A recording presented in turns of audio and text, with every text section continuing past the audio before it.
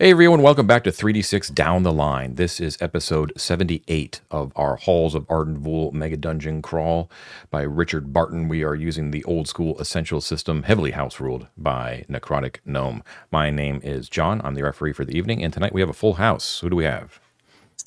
Hi, I'm Mike. I think tonight I'm playing Brother Lothar for probably the last time.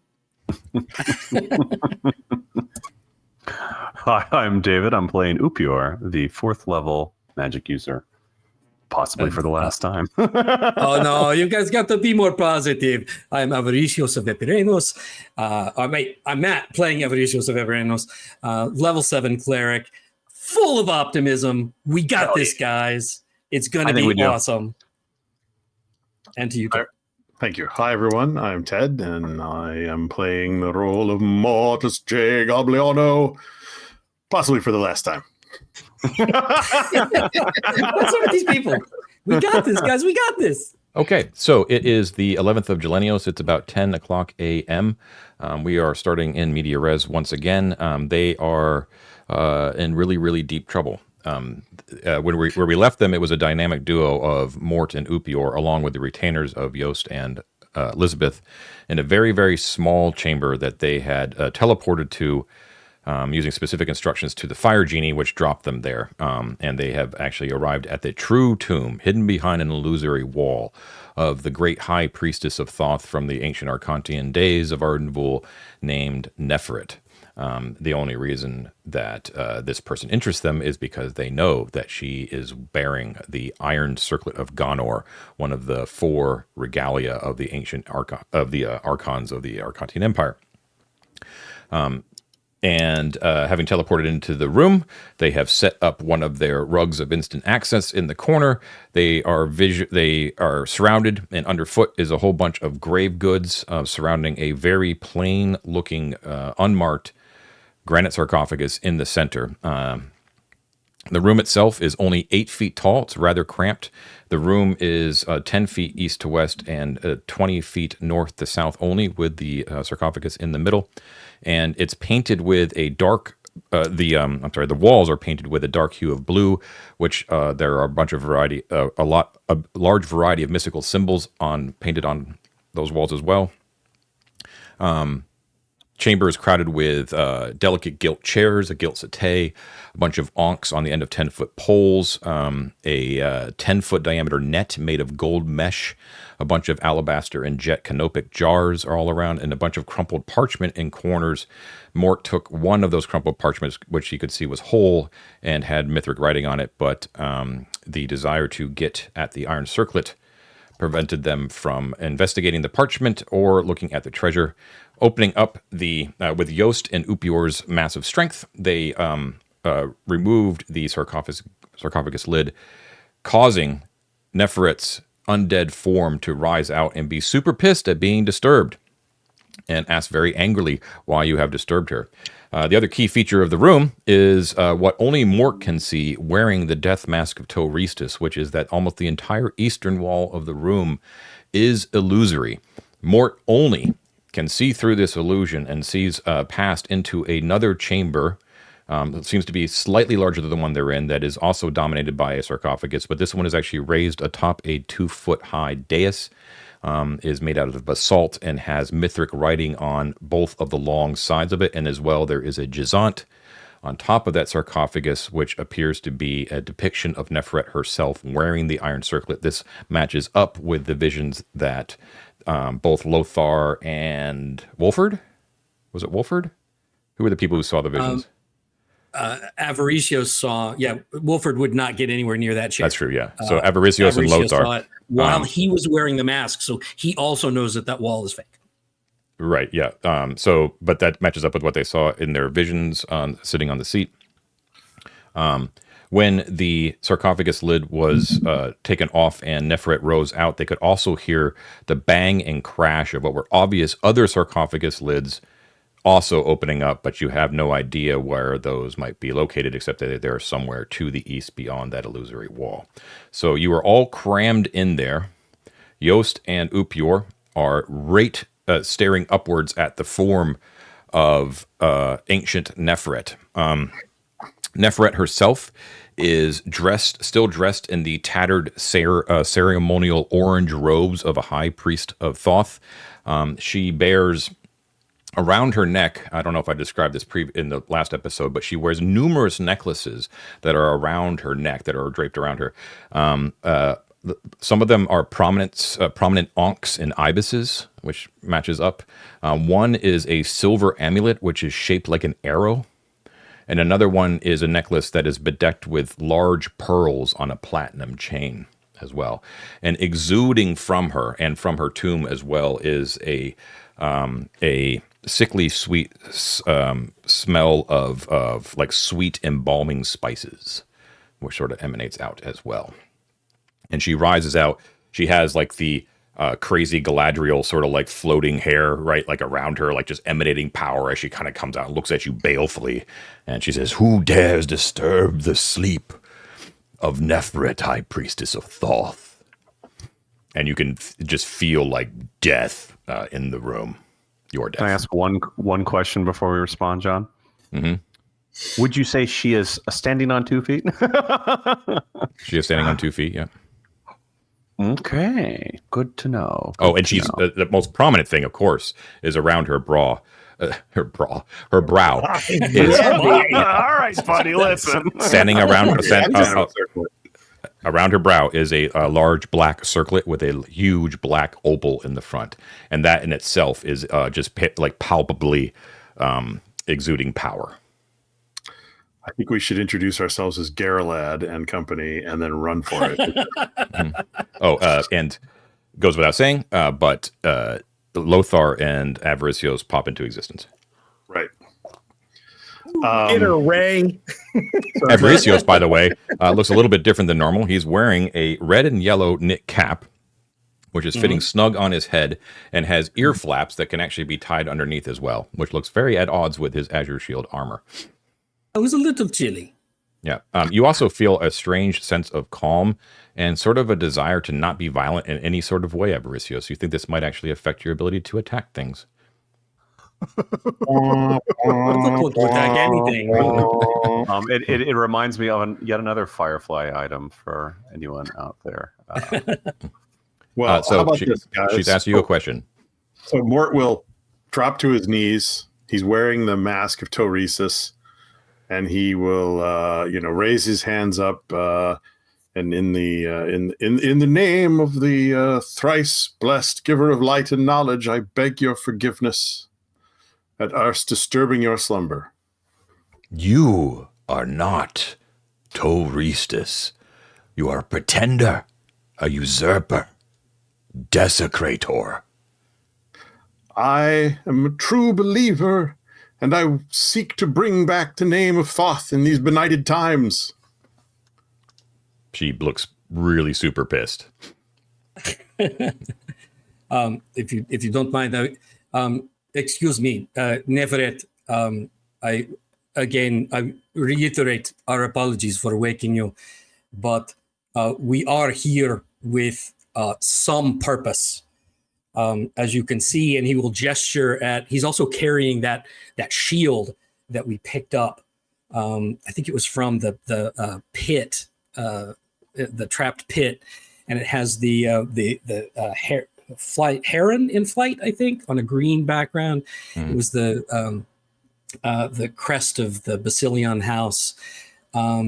He would gesture to the pin that he's wearing, which has the mark of the Lady Alexia, and he'd say, "The House of Basilion, it is in dire straits, I'm afraid, and we wish to support it. We did come here seeking the circlet, but not for ourselves, but to support the House of Basilion and their true claim to the seat of the Archon." Says you have no claim to the regalia and are not of the ancient blood. Silence. And she throws her arms out, and like her robes basically like billow in like a non-existent wind, and her face turns into a hideous visage of like just all melted away and dried and withered like a little prune for a second, and you see like coming off of her is just waves of despair overcome you. I need everyone, including the retainers, to make a saving throw versus paralyzation, or saving throw versus paralysis at -3. Oh no! Oh no! Oh no! If you're thinking about this in retrospect, this is not a combat action. This is actually gave you the benefit of the doubt and let you talk. Sort of the moment that you actually witnessed her, you would be affected by this. Okay. Gotcha. John, I do have a question. I'm going to roll this first. Is there any time for me to do anything while they've been talking? Is there like a spot of time when she wasn't looking for me to use my hands, or is that not possible? Not really. I'm already giving you the benefit of the doubt by allowing you to talk. You're fine. I should have actually done this save at the end of the last session. You're good. I would have made my save without the -3, but I have failed my save by 2. Okay. I failed as well. Avaricios failed and Lisbeth failed. Mort made it and Yost failed. Oh, good. Mort, you're up, buddy. Mort made it. Yeah, that's not surprising. Okay. So, all of you, give me 1 second here, are paralyzed with despair. So it's a little bit different than the other mummy that you faced before, which is more terror, but it basically has sort of a similar effect. But this is just like the immensity of her power just sort of overwhelms your senses, and you're just like, what is the, like, we're done. We're done. And you just sort of curl up into a fetal position, ready to accept your fate. All except for Mortis J. Gobliano. Her eyes flash with pleasure as she sees you all crouch down and huddle in obeisance to her. She basically calls out and she goes, "Silence!" It is time to roll for initiative. Would you like to declare first or second? Second. What do you guys think? Second. Can we do anything? I mean, yeah. No, you cannot. Only Mort can do something. Oh, you should probably say, well, it's up to you, but yeah. Yeah. You want to declare first or second? Declare second. Paralyzed, Okay. Johnny. She is going. I'm declaring that she is casting a spell. Are you going to, Mort? You cannot cast a spell. Would you like to block? Spell. I am going to block. Yes, it's not going to help against a spell, but hiding behind his shield is a sensible course of action for a poor little goblin. Okay, you can cool. interrupt a caster if you attack them while they're casting. That's true. That's true. Grab the pin. You were mighty. I mean, So you're not just putting declaring. it out there. The only thing you can declare is block, Ted. So if you're not going to declare a block, then I'm just going to call for initiative. Right? Yep. Okay. Okay. Roll for initiative. Yeah, there's no point in blocking a spell anyway, so fine. All right. I got a 4. I guess I'll roll it. You should roll it, Ted. I think you got this, Ted. You got this. You got this, man. Ted. I, in fact, do not have it. Oh, Okay, so she says silence, and as she does so, a blanket of actual magical silence descends upon the entire room, and everything gets real quiet. Okay. It is now your turn, as she stares balefully down at you.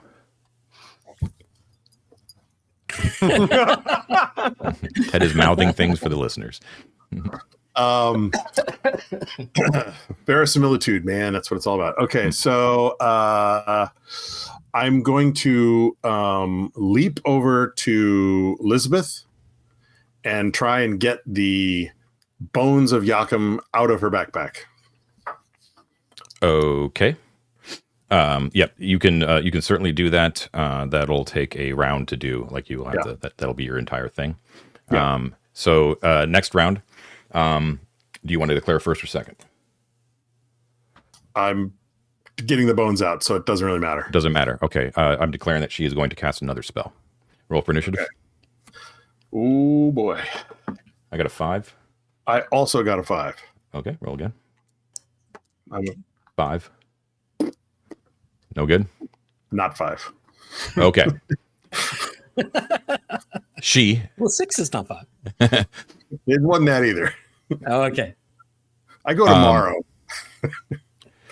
She basically, as you're crawling over the sarcophagus and you're ripping open Elizabeth's bag and attempting to grab the bones as quickly as you can, she basically steps out of her tomb and passes, like almost as if she's levitating, but she's actually moving across the floor, but it's like a very smooth sort of movement. She passes through that wall. Wearing the mask, you can clearly see her move through it. It's not a problem, but she basically moves right over to the false sarcophagus on the western side of it. Actually, I should say, no, she actually moves. She's going to move over to the other side. So the sarcophagus is between you and her. And so that she is beyond 15 feet. Actually at that point, she can move and cast a spell. Yeah, she is actually not going to cast a spell because she moved. So she sets herself up there. And the silence is stuck where we are, right? That's correct. Yeah, she did not cast it on a person. Okay, so she moves over to there and just kind of turns back around and looks at you. That was her movement. It's your turn now. You pull out. You're able to get the bones. Yep. Which are probably not going to help with a fireball or anything like that. But I will. Oh, cripes. Jump on the rug and go home. No. You can't use a command word in silence. Oh, that's a very good point. She's out of the silence. She's out of it. Yeah. Yep. We're still paralyzed, right, John? You are still paralyzed. Yeah. All right. Paralyzed Okay, in I'm gonna despair. pick Like up you're the just sort of bones. quivering there. You know. Like, I'm going to pick up the bones and I'm going to step out to the illusion and once again fall to my knees and beg for her mercy. Because this worked great for Squeegee with the monkeys, I tell you. Okay, so basically, please don't kill me.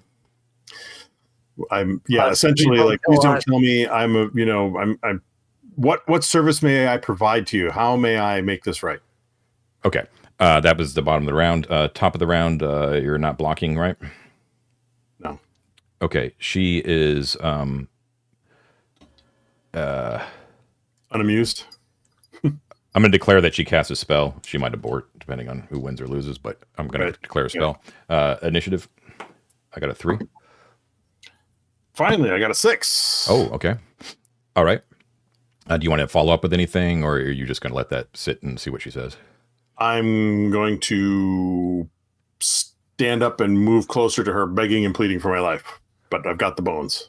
Yeah, okay. So she you're giving mixed messages because you're supplicating yourself. You're like, what can I do for you? And you're holding forth the bones, which causes her to kind of back away a little bit and does not make her happy at all.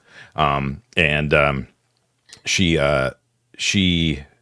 is going. She waves her hand and she says, "Release." And what is your intelligence? 13. Okay. And your level is 7? 7. Okay, make a saving throw versus spells. Okay. Oh. Oh, yeah, I blew it, man. Okay, the bones, the coffer holding the bones, and anything else in your hand. If you're carrying a weapon in another hand or a shield. No, I have to have both hands for the bones. For the bones, okay. So the bones drop to the ground. Okay. Man, Roll. I wish I had that spell for my dog when he's trying to play fetch. Roll. Roll a d6 and don't roll a 1. 5. 5. Okay, the bones and stuff stay inside the coffer, like it drops closed on the ground. Okay. And you feel like the compulsion to drop it, right? Like you didn't really have a choice. Yeah, and, shortfall. It's a shortfall, so they didn't get too damaged. After she says release, she says, and this is not a magical compulsion, but she says, remove the mask. I will do so. Okay. Place it on the ground. I will do so. Okay. Are we still paralyzed? Like, how long is this Yes. lasting? It's lasting until I say so. She steps forward, and she picks up, still looking at you. And you tell me if you interrupt, because right now we're sort of out of combat. She picks up the mask, holds it up and looks at it, and then places it on her own head. And she says, "Now I am the Toristus, as it was meant to be." Oh. Does it fit over the circlet? It's like, a big thing over her whole head. And she says, "And you all will be my servants in the new regime," she says. Now we're going to enter back in again. Do you want to? You're not going to block, so she's going to cast another spell. Roll for initiative. 3. I'm sure she's almost out of spell slots, guys. Yeah, we got this. You're wearing her down, Ted. You're wearing her down. What'd you roll? I haven't rolled yet because I'm trying to decide what I want to do. I rolled a 6. Okay, you won. Head butter, Ted. Head butter. Yeah. I don't like this new regime talk at all. Fuck. This is. Oh my god, guys! I think she might be a bad guy, Ted. I think she might be a bad guy. The heroes might not be what we thought they were. I think she's a bad guy, and I kind of think I kind of need to fight her, but I'm gonna die. I mean, don't rush into anything. It's a caster with no armor, Ted. It's a caster with no armor. It's an undead creature that is clearly way more powerful than me. I mean, she was, but she just used all of her high-powered spells. You're fine. I'll give you the AC so you can make an intelligent decision. She has Sure. an AC. She has an AC of 20. I mean, I can hit that, but I think the window for intelligent decisions is well past us. So you want initiative. So what do you want to do? No. Dang it, guys. Drive her back. Why are you all fucking paralyzed, man? Why is this on me? They all have shitty saving throws. They're not goblins. You I tried. I really did. Still interrupt her. Don't forget. She's not sparing you. That's for sure. Okay. She's already used her release. I'm gonna grab up the bones again and say, no, that is not the path of righteous belief in Thoth, and I'll hold it forth again. You are an unbeliever. You are false. Yeah, where's Thoth in this, baby? Yeah, you did. So I've got the bones of Yakum. She takes one step unwillingly back because the bones are presented against her again. But she smiles a little bit in disdain, and she throws up another hand in the same motion with the same sort of Bene Gesserit sort of tone to her voice. She says, "Sleep." Roll a saving throw versus spell. Well, that's the end of Mort. Bye, everybody. All right. You got it. Come on. I saved versus spell. I rolled Okay. 14. All right. So you feel a desire to sort of, drop into a dreamless slumber, but you're able to shake it off. And she looks at you and glares a little bit, and her lips pull back and reveal like rotting yellow teeth, and her eyes flare red in anger. And she hisses at you, and that was the end of her turn, right? She lost. So top of the round. You've got the bones, so you still can't block. She is going to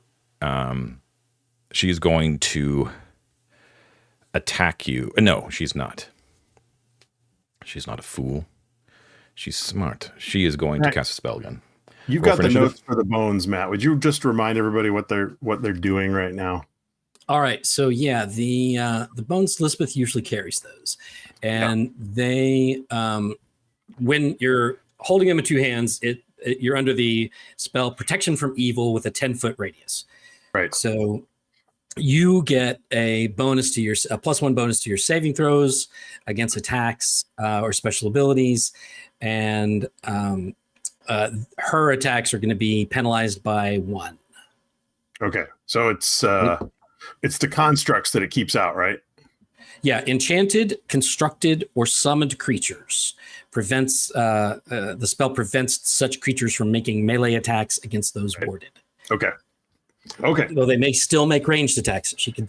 So she seems to not want to sort of enter into melee with you, but nothing is stopping her from casting a spell. She is making the motions to cast a spell. Roll for initiative. Okay. I got a 2. I got another 6. Okay.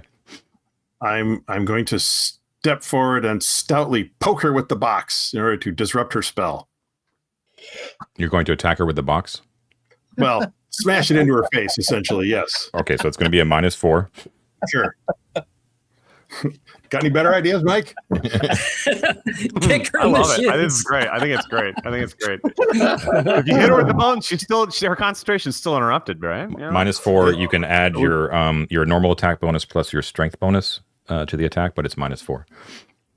Yep. Okay. Let's see.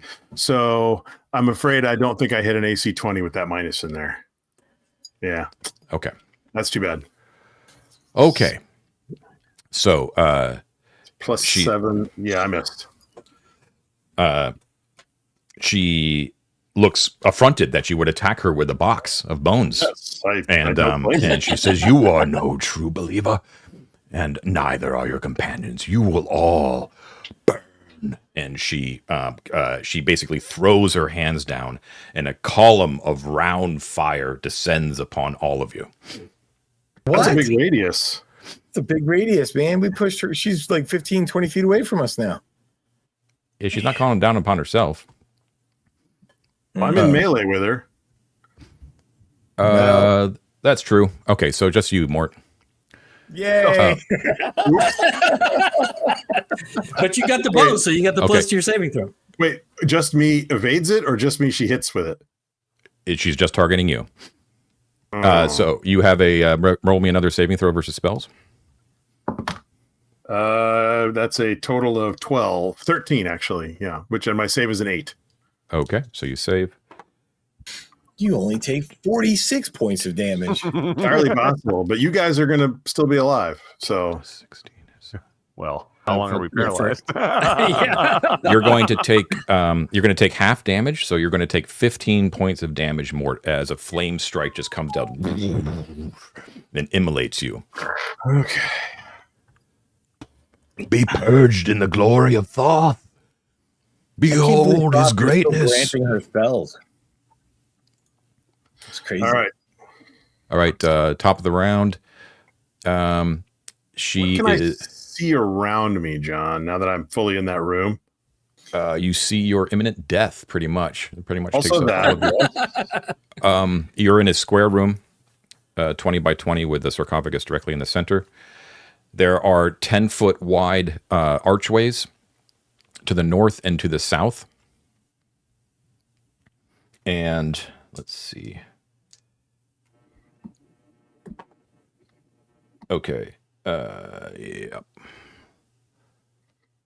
And yeah, okay. Yeah, so there are archways to the north and the south, 10 feet wide, directly in the center. There is a small, obviously swollen with moisture, wooden door on the eastern wall, in the northeastern corner of the eastern wall. Okay, and the room itself is 10 feet wide, is 10 feet tall.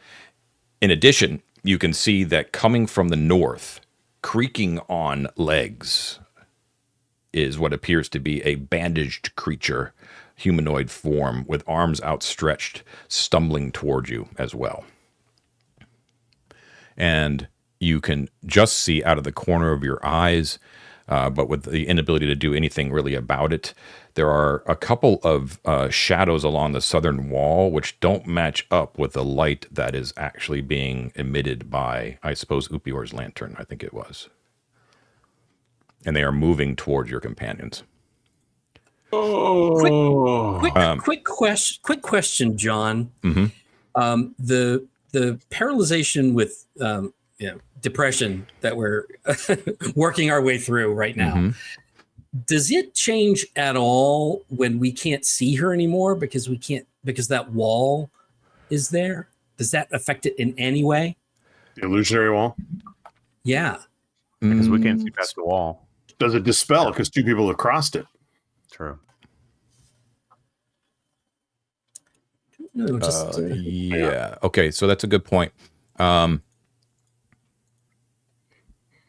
that's a good point. I did make that mistake. Okay, so when she actually moved out of there, having broken your line of sight, yes, you would have been able to get out of the despair.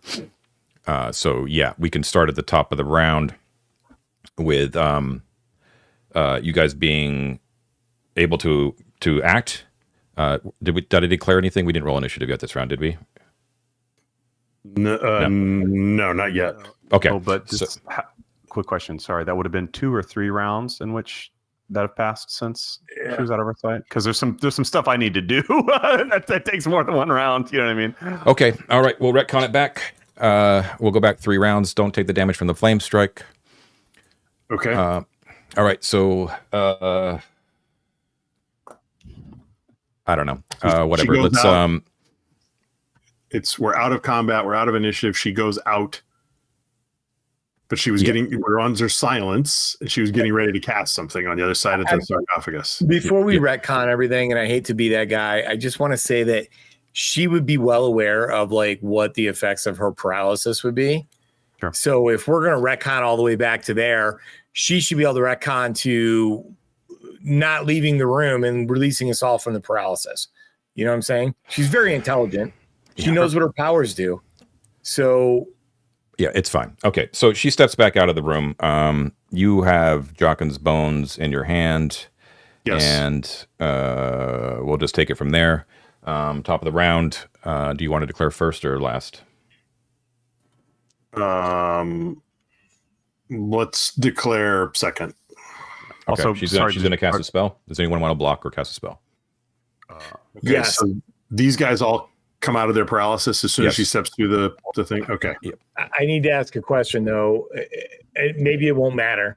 If we view her again, are we then saving for the paralysis again? You don't know. Okay. Yes, I would like to try and cast a spell if that spell is going. What? We're in a silence bubble. The reason she left the room is she cast silence and she can't cast spells in the bubble. Does turning undead counts as a spell? Does it require a verbal component? No, I don't think so. Oh. But you do have to see her. Yeah. Yeah. So I think I will actually, Matt, you should try to turn her. I will try and turn the mooks. Well, we can't move and turn, so we're going to have to get out of this silence anyway. Okay. We have to get out of from behind this wall so we can see stuff to do. Okay. Correct. So any declarations? I guess if we can't, we can't cast spells then and move. Yeah, I got to move. I can't cast spells, so yeah. Okay. Roll for initiative. I got a 3. Go, Ted, go. Okay. I also got a 3. And I got a 3 on my reroll. 2. Okay. Hey. So we should step out and fan out, I guess, right? I'm going to grab the rug, obviously. Yeah, grab the good idea. I'm going to grab the rug and go north. I'd also, that's probably all I can do in that. Okay. Then I'm going to step out and block with my shield, John. You have to declare that before initiative's rolled. Okay. Then I'm going to just step out. Okay. We're all stepping out. Yeah, I'll step out. I'll be along that southern wall, close to the illusory, basically in that corner over there. Okay, Yost so pulls out Oculus and looks extremely good. Okay. I'm gonna. Sorry, I'm making this difficult. I think I should try. There's 2 things I would like to do that are mundane, and I should try them before I cross the wall, but I don't know how much time it'll take to do each. I should grab the rug, so I have the rug. And I also like to grab the chain and manacle out of my bag. Is that 2 rounds, you think? If it's in your bag, that's the only thing that you could do. Yeah.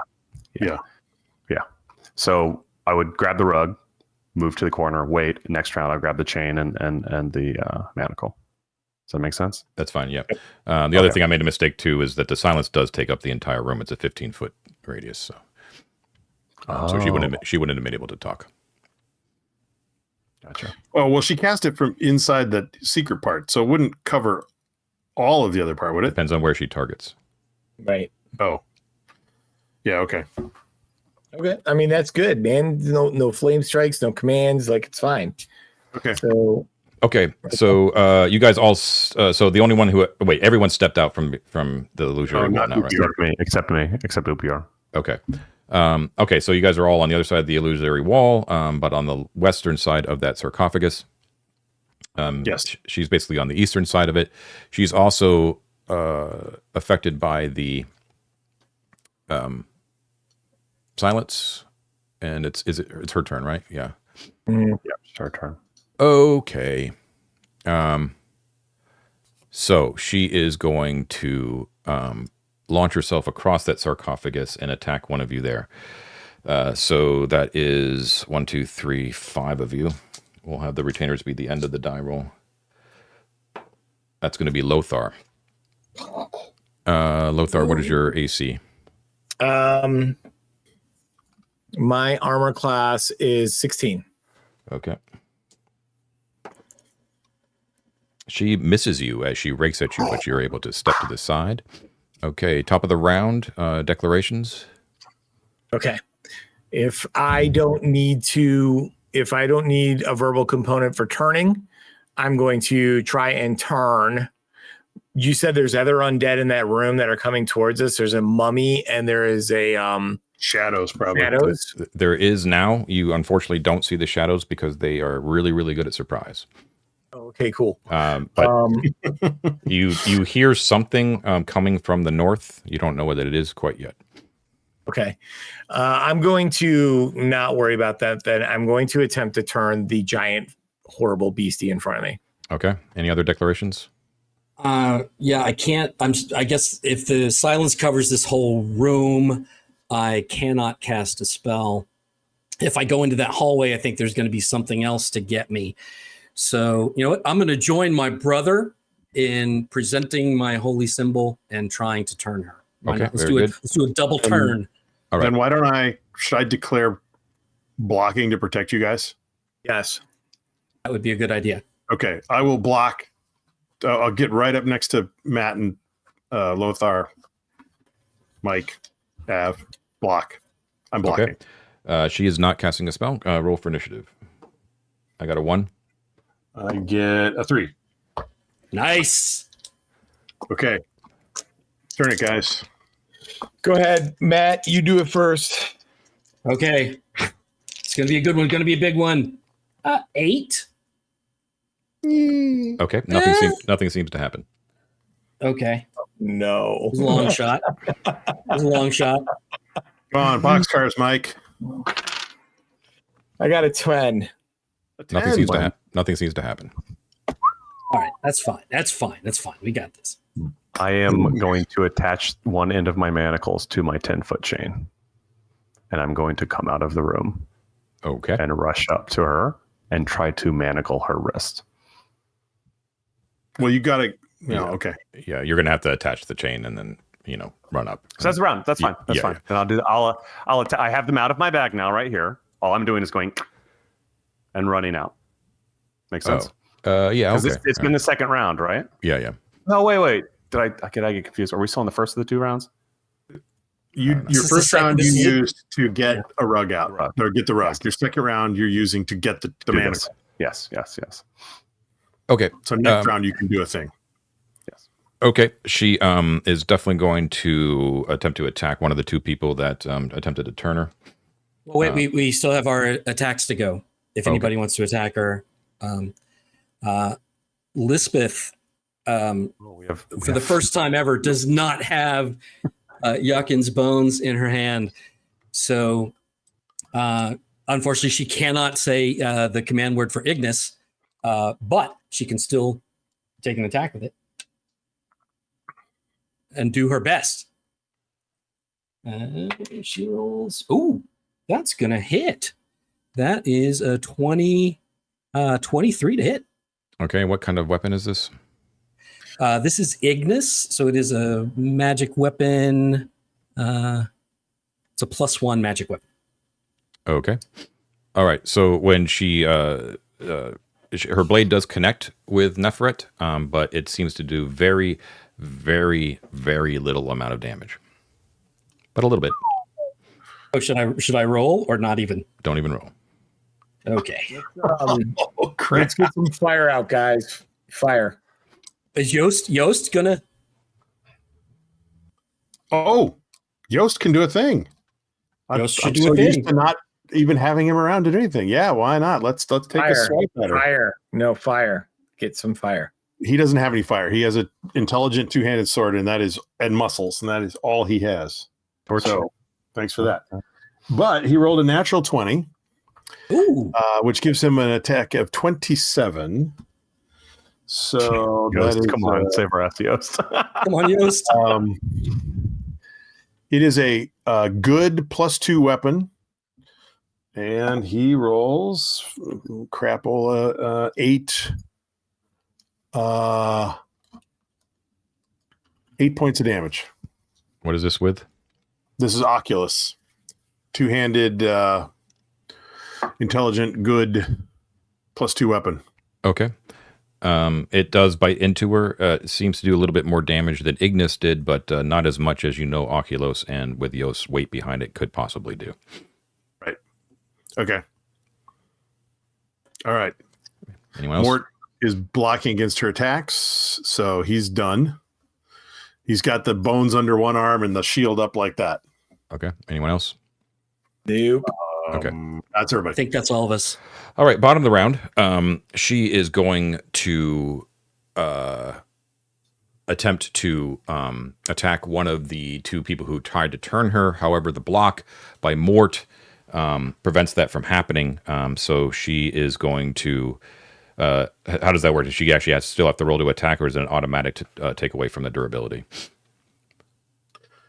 David, I mean, roll to attack. Yeah. Okay.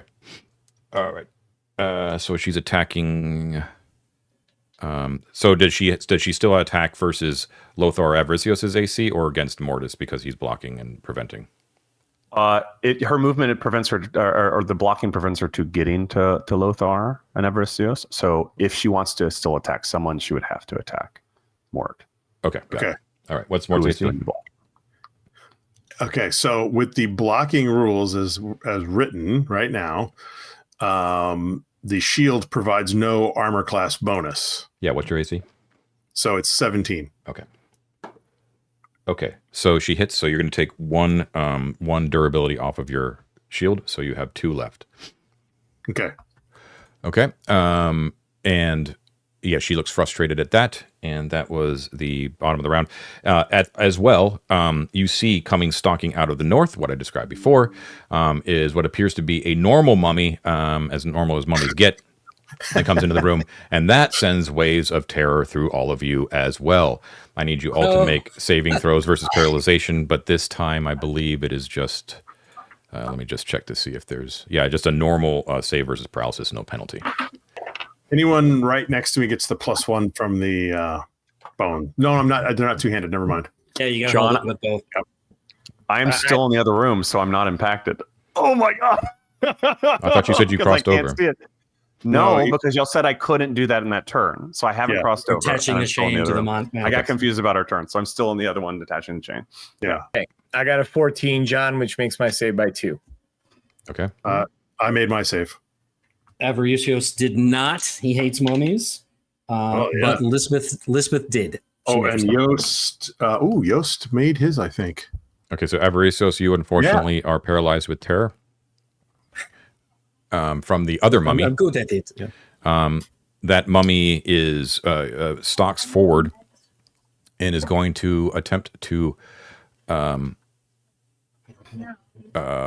let's see, it's going to attempt to attack you, Avaricios. The moment that it does attack you, that paralysis actually ends, but not before it actually does attack you.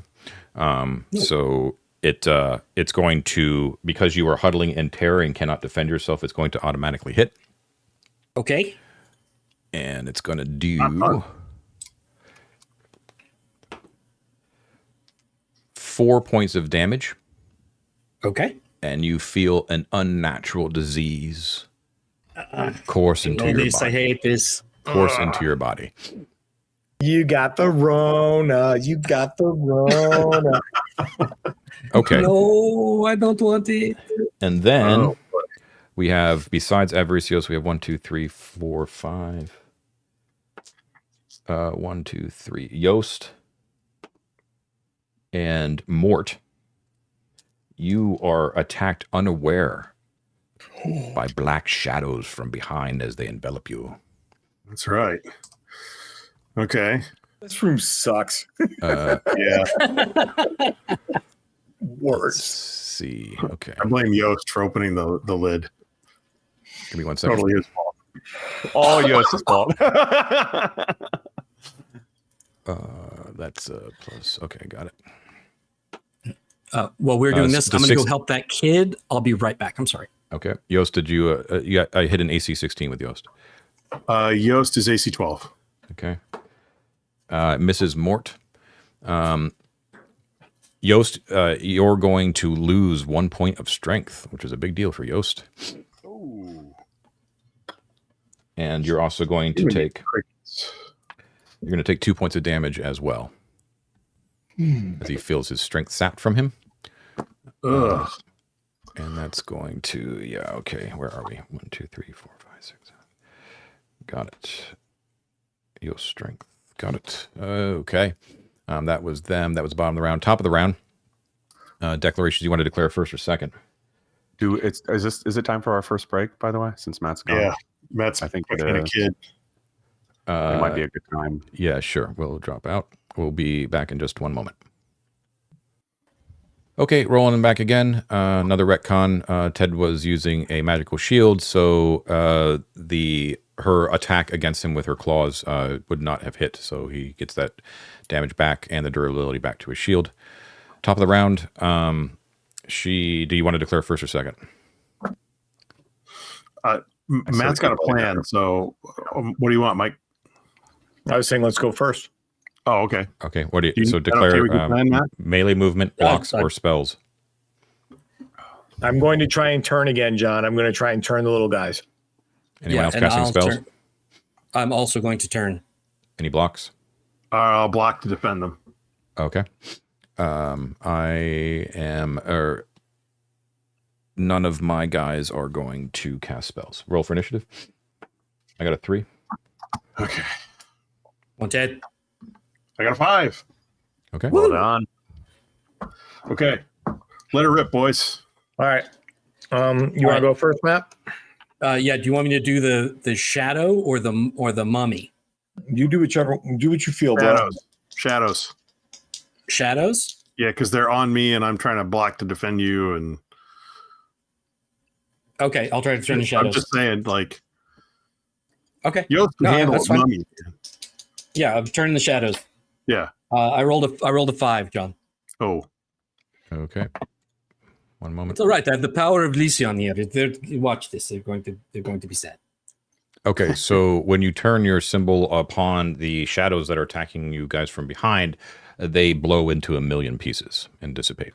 You know I what guess they that say? leaves the Lysion mummy can, for me. Lysion can defeat those shadows with one hand tied behind his back. Ah, Thank you very baby. much. Little too soon still. It's just Oh, sorry. John, I got a 7 for my turn. And you're On the level mummy? 5. I'm level 5. 1 moment. Okay, you're level 5 and you got a 7. All right, unfortunately, the mummy does not seem to be affected by your turning. Okay. Anyone else want to do anything this round? I would like to do something. Yes. Does it need a deck?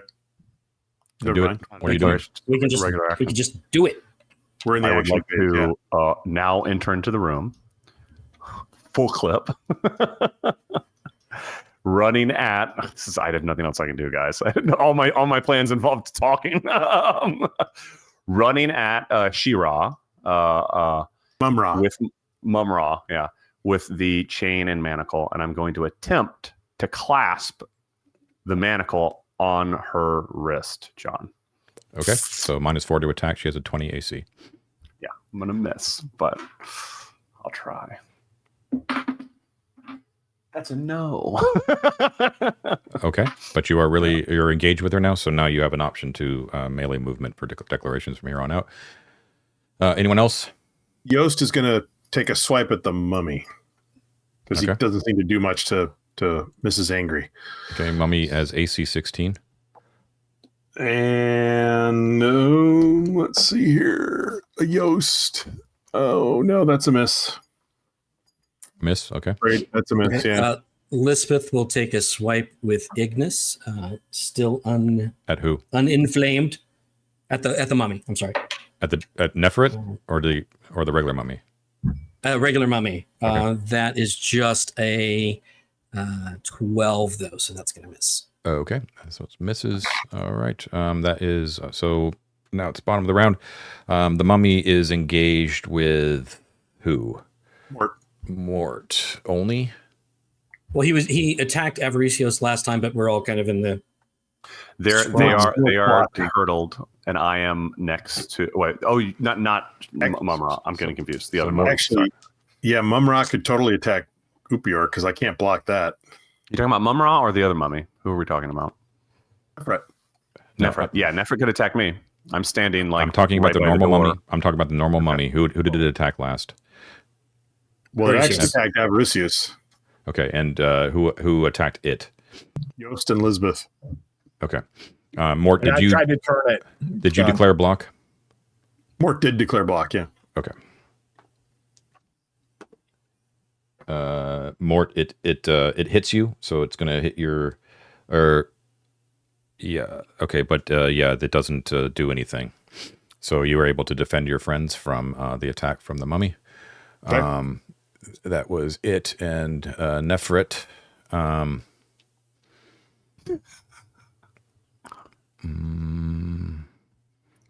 What's she gonna do? Eat Upior's face. It's gonna make Mother mad. We're in a tight spot. Okay, she is going to hiss, I guess, and what she's going to do is she actually looks like she's going to attack. Thinks better of it, and she actually takes a one-clawed hand and she pulls one of the pearls out from her necklace. And you can see briefly that it seems like the pearl itself is somewhat gelid and not exactly as hard as you as thought a pearl would be. And she pops it like a lozenge into the hole that is now her mouth, and she gums it down like an old grandmother taking a lozenge. And when she does and gulps it down, she winks out of existence. However, you can hear her laughter in the air. Oh, No, that was Upior. That is the end of the round. So the top of the round, do you want to declare first or second? Should go second, probably. Oh, I mean, what's the point of going Second's first? fine. I don't know. What's the point of going anywhere? Just Well, I'm we gonna try know and turn if- that guy again. I have but if nothing we to go second, declare, we'll so know if you she's guys want casting to or not. Let's declare. We're going to declare second, John. Okay. There's no declarations on my end. Okay. I I'm going to try and will. turn that guy. You So already do I need you to already attempted to declare turn. melee movement? Yeah, you already attempted to turn the mummy, Mike. Oh, you can't do it more than once. All right. Not with the All same right, type. I'm doing but- clerics. But I can turn again. I'll turn him. I'll turn him up. Okay. Yeah. Anyone else casting? No more spells. Melee Not for movement. Yeah. What's the melee movement? I'm gonna go for that waterlogged door. Okay. So, all right, cool. Any blocks? No. Okay. I roll. will go ahead and block then, John, since I have no spell that I can cast. I will block for Avaricios. Okay, very good. Roll for initiative. I got a 3. I got 2. Okay. All right. Let's see. Okay, so at the top of the round, the mummy is going to attempt to attack one of you guys. It's obviously going to be shunted over to Brother Lothar's shield. What's your shield, Lothar? They told me it was a magical one. Which magical shield did you guys give me? I can't remember. This was the one with the dragon ascendant What on page it. number? I didn't have that. From the tunnel pit. We have a page number. It's not 183. That's the other one. Hold on. Which room do we find it in? I found it. We have. I found it. Yeah. Okay. What page number is it, John? 181. All right. So, so you hold forth your shield with the symbol of the House Ligurion on it, and attempting to protect your friends, and the mummy scrapes up against it uselessly. And then, as well, Upior, as you're making your way towards that door, you can feel something brush up against you. It doesn't hurt you, but then to your surprise, in either glee or dismay, depending on how you look at it, that door bursts into 1,000 splinters. And you can hear something. You can hear something pass by you. Okay. Interesting. And revealed beyond is a narrow 5-foot wide dark corridor at the edge of how are we doing with light here, by the way? We've got a I have Upior holding a lantern from you last had a time. lantern, yeah. Is that still the case? 5-foot wide corridor, huh? The lantern's on the ground. Okay. I So pick you up can't the really rug see and into all it, but that. it does appear to be a dark, unlit 5-foot wide corridor heading directly east for at least 10 feet, but you can't really see beyond that.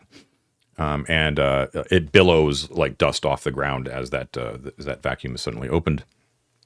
And that was the top of the round. Bottom of the round. Only available target is the normal mummy. Go ahead, I Matt. was going to roll my to turn here. See if we can get rid of a mummy. That's an 8. An 8, and you are level 7.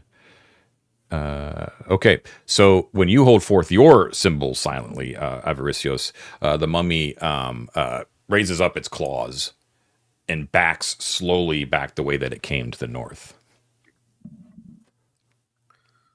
Okay. Okay. That was okay. And anybody else want to do anything? I kind of think we should finish this thing. Right? Like, not just drive it away. We should take it out because If you attack it, it can attack you. She's That's about true. to cast a spell on us, which is why she moved into the other room. Yeah.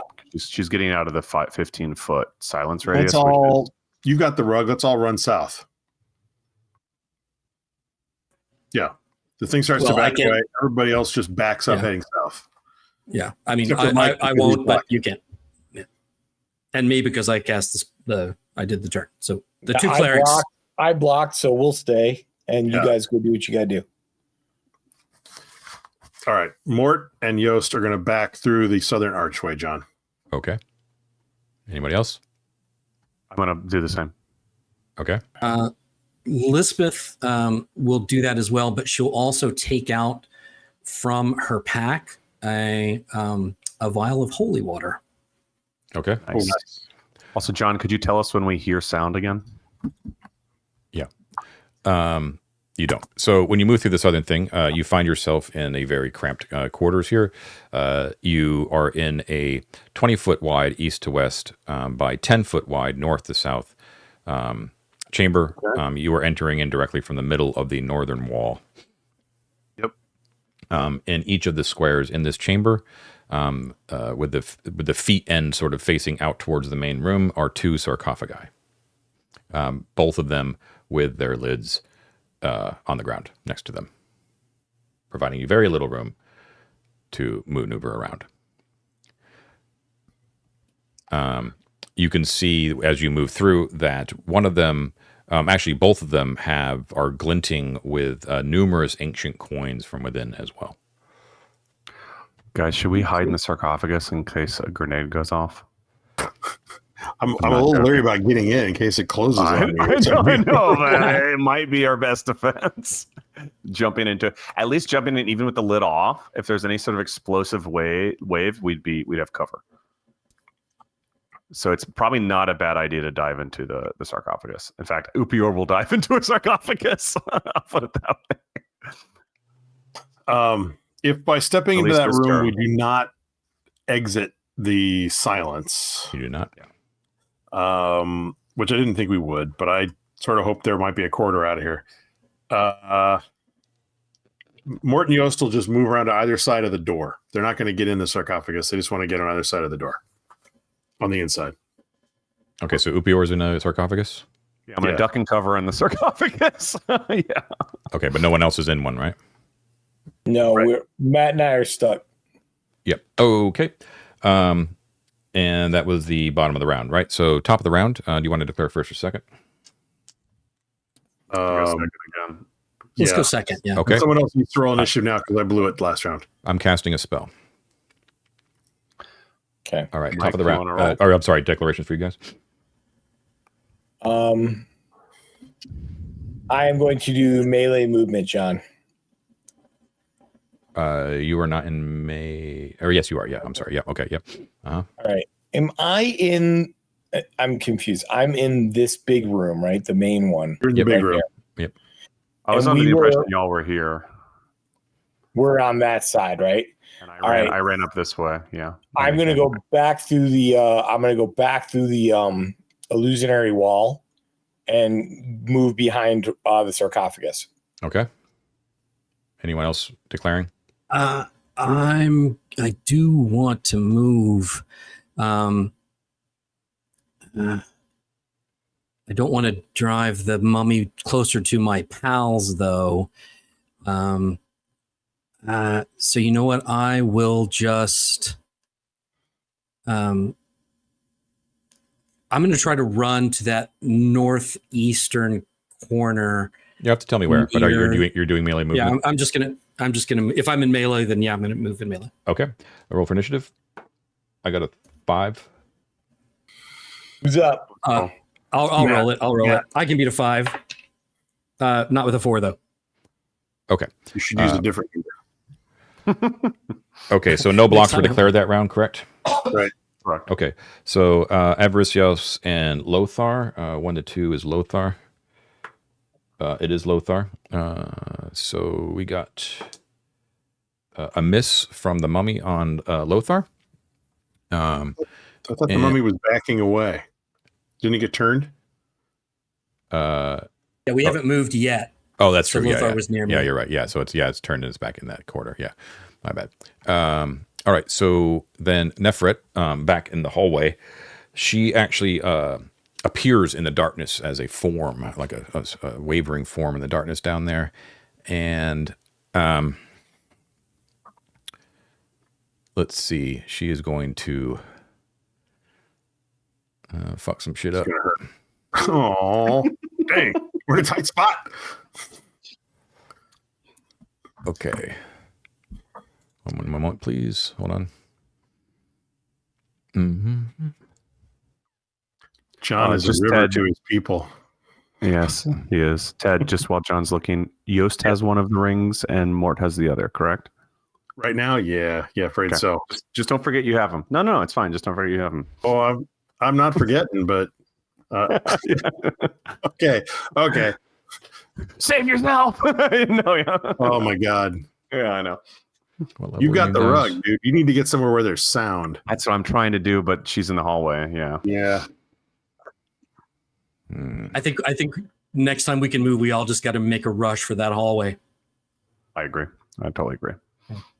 Well, I guess that's like the time. Han Solo and the That's now. stormtroopers just start screaming and yelling and running down the hallway, and maybe she'll Yeah, it's turn gotta around. be- So, It's radius 15, I think, silence. So so as soon as she kills us all, our next move is to run up that hallway.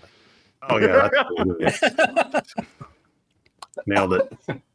Okay, so we have Lothar and Avaricios are pretty close together, right?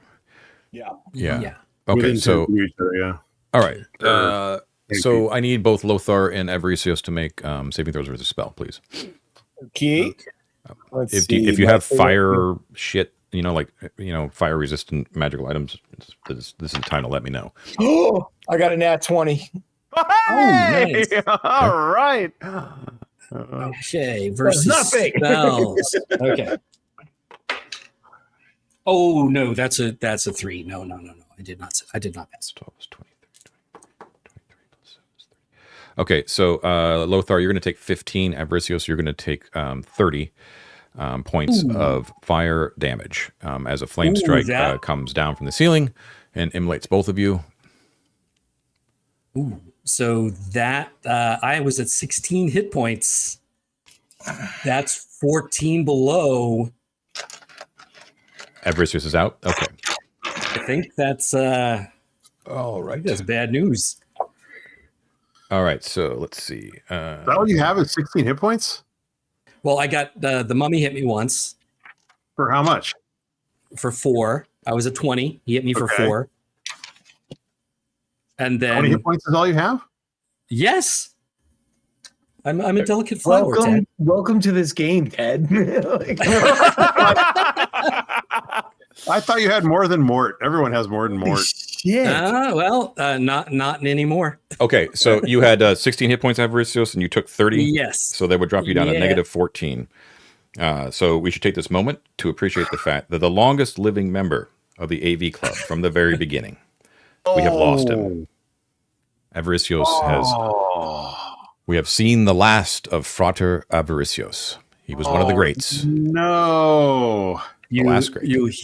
You hear a cracked whisper. Yes, Friends. I'm sorry, but Neferet has you have met your match against the god Thoth, as one of his great servants has caused your end, unfortunately, and you are a smoking pile of ash on the ground next to Lothar. You will not get to hear this as he mouths these words as he is immolated into flames. But he looks forward to having drinks with you all at the bar Yes, at the end of the hall. In Valhalla. in spirit. You know what? That means we also lose the spirit of the trickster guy. Laryl. Daryl. Which Okay. was inside of Avaricious. Matt, you can take over Elizabeth. I assume you could also do Yost if you want. Oh, no, I'll do Elizabeth. I got her sheet. Okay. And you can pick up with a new PC once you get back to a safe haven. But for now, you have Elizabeth. Okay. That was the top of the round. Did I win that? Yes. You did. Yes, I you did, right? Yeah. Okay. And the mummy went and she went. So now it's bottom of the round. What do you guys do? What's the plan here, guys? Okay, so What's I think we have to bum rush the hall. If we can get out of silence, here's the thing: the rug is in my bag, on my back. Yep. I have spell scrolls, however, and I can fire one off at her immediately when I'm out of silence. If we get out of silence, and y'all can try to grab the rug out of my bag, and I can cast Clenching Fist, which is a per round attack without attack save, which should interrupt her spell casting, if I read it correctly. But I have to be able to get that off. So I don't know if we're going to get out of the silence or not. That's the thing. And you have to move first, right? Like you I have to move first. Can you move? Yes. Yeah. So that's one turn of moving. all right. But yeah, we all got to move anyway. Which hallway are we going to, guys? The only one that's available, which is I don't. I think if we go north, we're going to end up in a room just like to the south. So it's all there's, going to be the same. Yeah. there's one hallway out. And She's completely blocking it, just so you're aware. How far down though? She had to get out of the silence to cast. Is the key, guys. So where she is the minimum range of that spell, if not further out. She's at the So if 10 we foot. rush, She's at the 10-foot mark past the door to the east. in which case, I think Oh, okay. Yost could actually just sprint that far and try and impale her with his two-handed sword if he just barrels into her. You could. I mean, could he not? Yeah, could you do like a tackle of some sort just to put her off her feet for a round? He's going to try it. That's what Do it. Yost is going to do, That'd John. be the best. And if you do that on the lead and we follow, we can try to leap over if she succeeds, and I can cast a spell on her immediately, and y'all can grab the rug out of my bag. Or As soon as can he drag her back into the silence? Or Oh, well, if he could tackle her, I could do the chain thing, but I had to roll an attack for the chain, and I don't feel happy about like the odds there because I'm not going to hit 24 or whatever the number was. Let's see what happens. John, Sorry. Yost, as soon as he sees Avaricious poof into smoke, he goes into barbarian. He's not a barbarian, but he goes into a rage and bites. He doesn't have a shield, so he bites Mort's shield, and then he runs straight down that hallway, two-handed sword straight out in front of him, and is going to attempt to just basically bum rush Nefret. Okay, so this is going to be an opposed roll with basically HD versus HD. Thankfully, it's not going to be too complicated because they're both around the same size. So Yost is what, level 5? He's level 5. Okay. And he's basically Conan, and he's angry. Okay. So roll your hit dice. So you're rolling D10s? No, D8s, right? D8s. No, he's a D8s. D10, right? No. Oh, D8. He's a D8. And just tell me your total. 6. 6 total with 5 D8. Oh, 5 of them? Yeah, roll your hit dice. Roll your hit dice, yeah. Let's see. So I'm rolling 5 D8s. So that's 13, 18. Ooh, nice. 25, 32.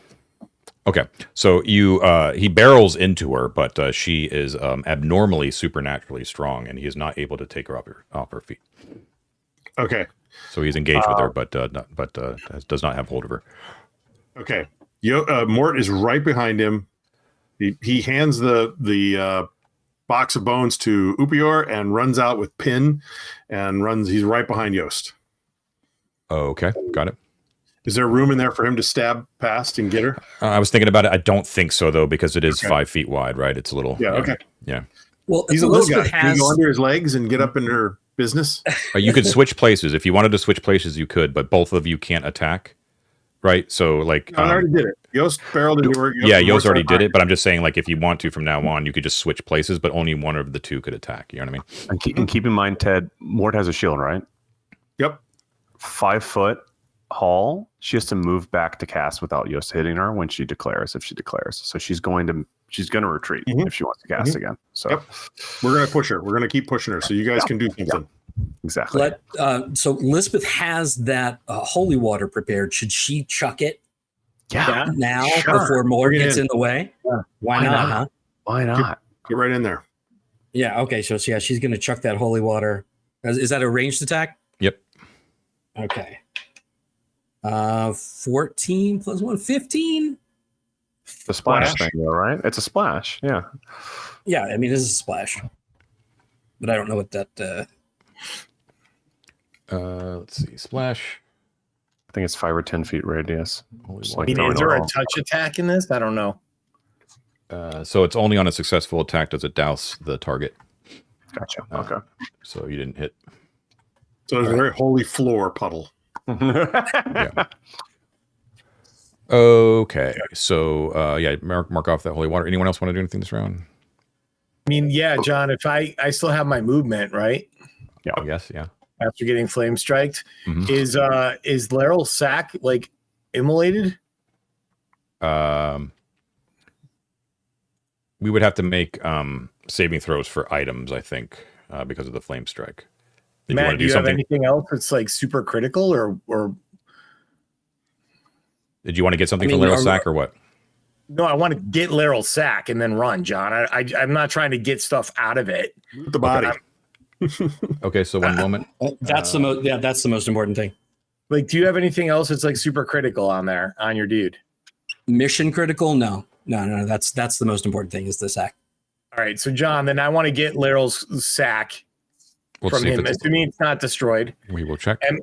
That's made out of cloth, and it is magical, and it is getting immolated by magical fire. Does it get a bonus for being an artifact? It does. Yeah. Nice. Good call.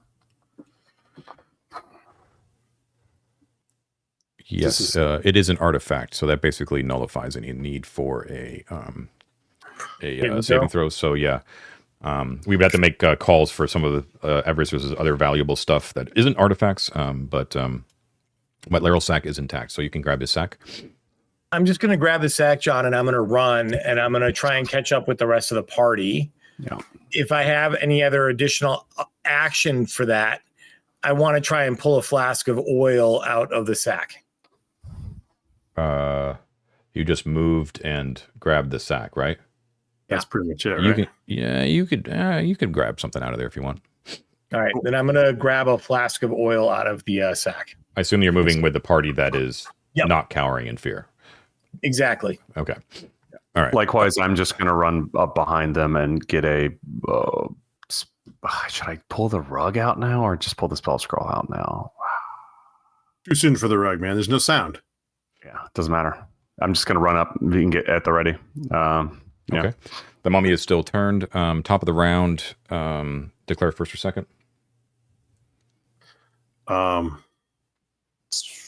I'm going to keep second, I think, but I don't know. It's up to you guys. yeah, I mean, I don't see how it matters. It's You're going to declare second? Let's do second. Okay. I'm going to cast a spell. Your declarations? Yost is going to step back and let Mort squeeze under, and Mort's going to try and stab. I know. So basically, yeah. So she's casting a spell. Mort's going to try and disrupt it. That's what I'm getting at. So you can base your actions off that. Any other declarations? Melee movement, spells, blocks. Melee movement. Well, she's blocking, so I can't go anywhere. No, and I can't declare a spell because I couldn't cast it if I tried. So we got to push her first. Hold on. And am I, John, now that I've run up to the party, am I still silenced? Yeah, you're still silenced. Yeah. I think everyone but she is. Yeah. Okay. We got to get her to move back. Yeah, I'm going to try and douse her in the oil. Nice. Okay, so no declarations is what I'm hearing, right? No declarations. Okay, initiative. I got a 2. David. I lost, so yeah, David. I got a 2. Roll again. 6. A 2. Okay. All right. Who's So right much up for in that. her mug right now? Mort. Mort.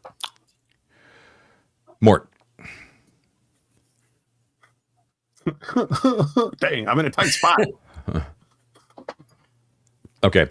She reaches forward with one clawed hand, but not in a like a raking you sort of open you up sort of gesture, but just basically attempting to touch you with her hand. And you can see as she reaches forward with that hand that the underside of it, the palm of it, and her fingers all blacken completely, a dark matte black, and she attempts to touch your skin. Make a saving throw versus spells, please. Come on, Mort. I don't like it. No, sir. I don't like it. Okay.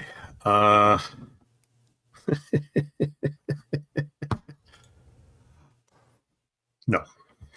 You failed? No. Mort. Ted. As the hand grasps you, that same blackness washes over your sight, and you are now permanently blind. No. No. As everything around you disappears, yet you know your greatest enemy is right before you. That was her. The other one is still turned. Your guy's turn. Jesus Christ. Yeah, Mort's gonna take a swipe anyway. Why didn't I take Breggy? Right This is there. brutal. -4.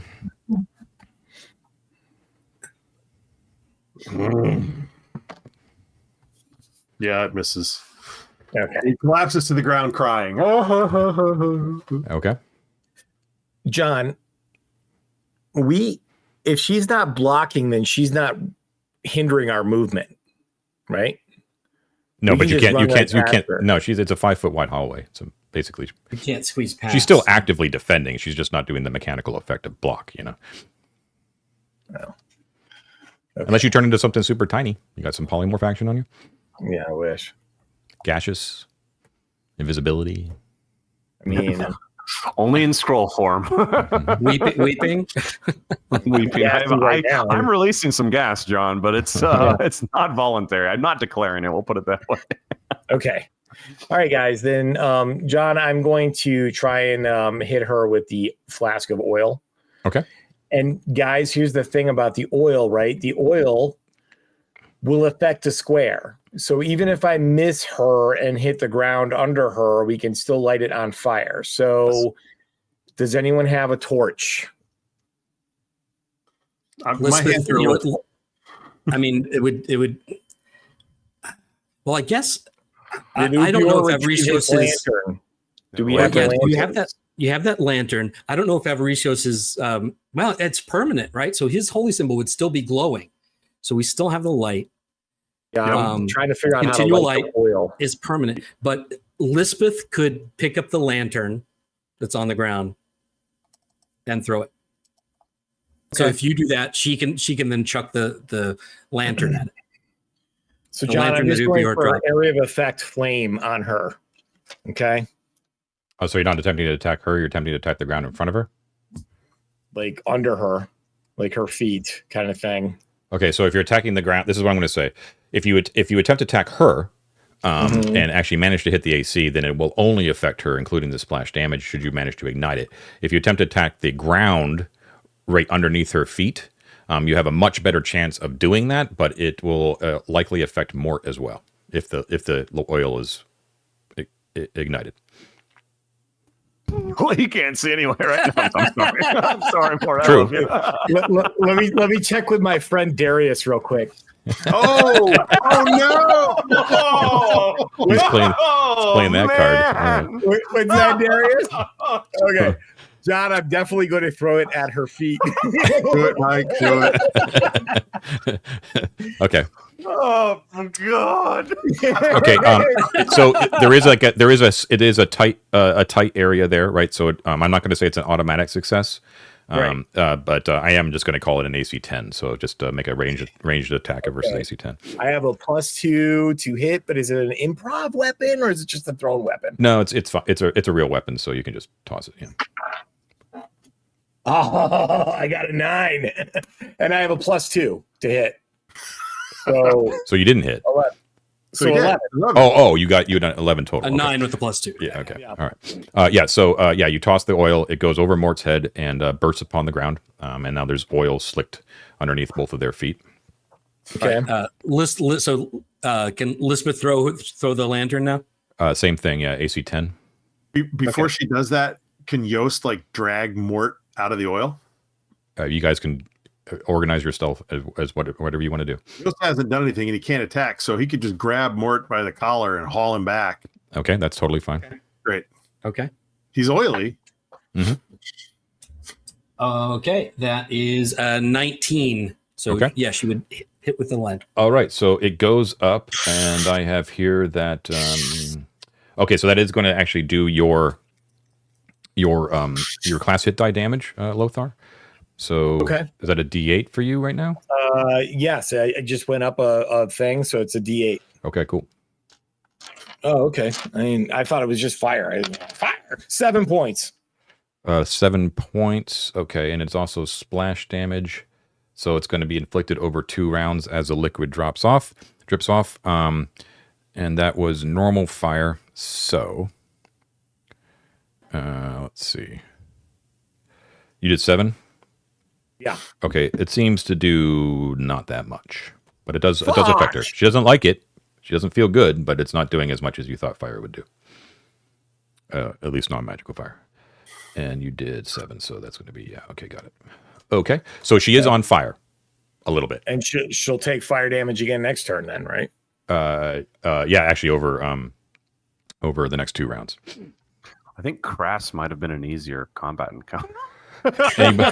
Anyone else have actions? I mean, again, I'm like, I need to push forward, but there's nothing I could try to attack her with my whip, but I won't hit her. No, dude, you got to do something else. How much more do you need to move closer to her to be able to cast a spell from your scroll? He has where to be. She is right now is where I need to be, and if Yes. the fire chases her backwards, I could move into the fire and cast a spell.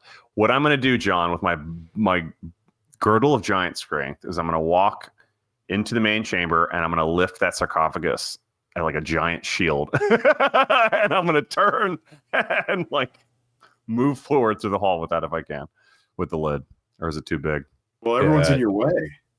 So yeah, I mean, you had the girdle giant strength, but it doesn't mean like you could just like foist like large sarcophagi around like there's if they're feathers, right? You can throw boulders. Yeah, Boulders What I'm saying though is that you can't just like walk around with a sarcophagus easily, right? You can certainly pick up the lid and use it as like a very huge. I'm talking about the lid. I'm talking about the lid. Yeah, I know. Yeah. It's still a Yeah, huge, yeah. It's like the equivalent. It's like the equivalent of a boulder. So it's very heavy and it slows you down. That whole sort of that kind of thing, you know. But yes, you could basically use it as you specifically could use it as like the equivalent of like a big ass tower shield. Yeah. I mean, that's what I'm going to do. Okay. Right. I guess and I can try to block with that for you guys if you want to get behind me too. If Yost is hauling Mort out of the way and sees you doing that, he'll just move the both of them out of the hall with his movement. Okay. And that's us two out. Okay, so now it's only Upior in the hallway. Yeah. Yeah. With the giant shield. Okay, got it. All right. Anyone else have any other actions? Everyone did something? Okay, and that was the bottom of the round, right? I won initiative? Yeah, okay. So it is top of the round, but this is also the time for the second break, so let's do that real quick, and we will be right back. Okay, we're back. Ladder's empty, beer is full. Okay, so top of the round. I just want to make clear, David, Upior took the lid off of the one on the sarcophagus on top of the dais in the middle of the room, correct? Correct. All right, so that one was not disturbed in any sort of manner. When you do take it off, oh no, there is a light. There's a light like poof of dust that comes out from underneath, and you're not really thinking about it because of the imminent danger that's to the east. But when you yank it off with your giant strength, you do get a little bit of that up your nose, and it causes your nose to sort of twitch a little bit, like you're about to sneeze, but you can't quite get it out. And it also causes your throat to sort of seize up a little bit, and you're just like, and then you're okay, but you're able to pinpoint the fact that there's something about that dust in that tomb didn't really particularly please your senses. It's kind of telling you that in retrospect. So with the Jazant of Neferet herself basically facing outwards from you, you are basically blocking that entire passageway right now. Yeah, I'm trying to sort of slowly crawl forward with it. Yeah. Do you want to declare first or second? Tell me quickly. Just say declare first. I'm blocking. You know, declaring first is a block from Upior. Anyone else want to declare anything? I'm going to cast Cure Light Wounds on myself. Okay, so you are. So you need to be out of the. You can't do it without being able to speak. Oh, shit. Oh, yeah, we can't cast spells in this room. Were there any potions in this room? Did we have any potions with us? Mort's got a couple, but neither of them are healing. I think Av grabbed a healing potion, right? Yeah, Av has, there's one in his charred remains. All right, John, if that's still viable, I'll drink that this round. Okay, so at the very least, you're going to attempt to look in that sack, right? Yes. But that's not a declaration. So I think the only ones that can declare would be Upior. Okay, so the block is in effect. I am going to. She's on fire, but she's undead, so it doesn't really distress her as much as a normal person.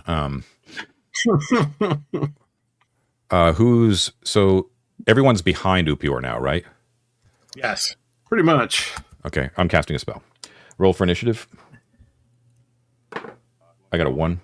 I think it's Mike's turn to roll. Yay! I got a 1. Roll again.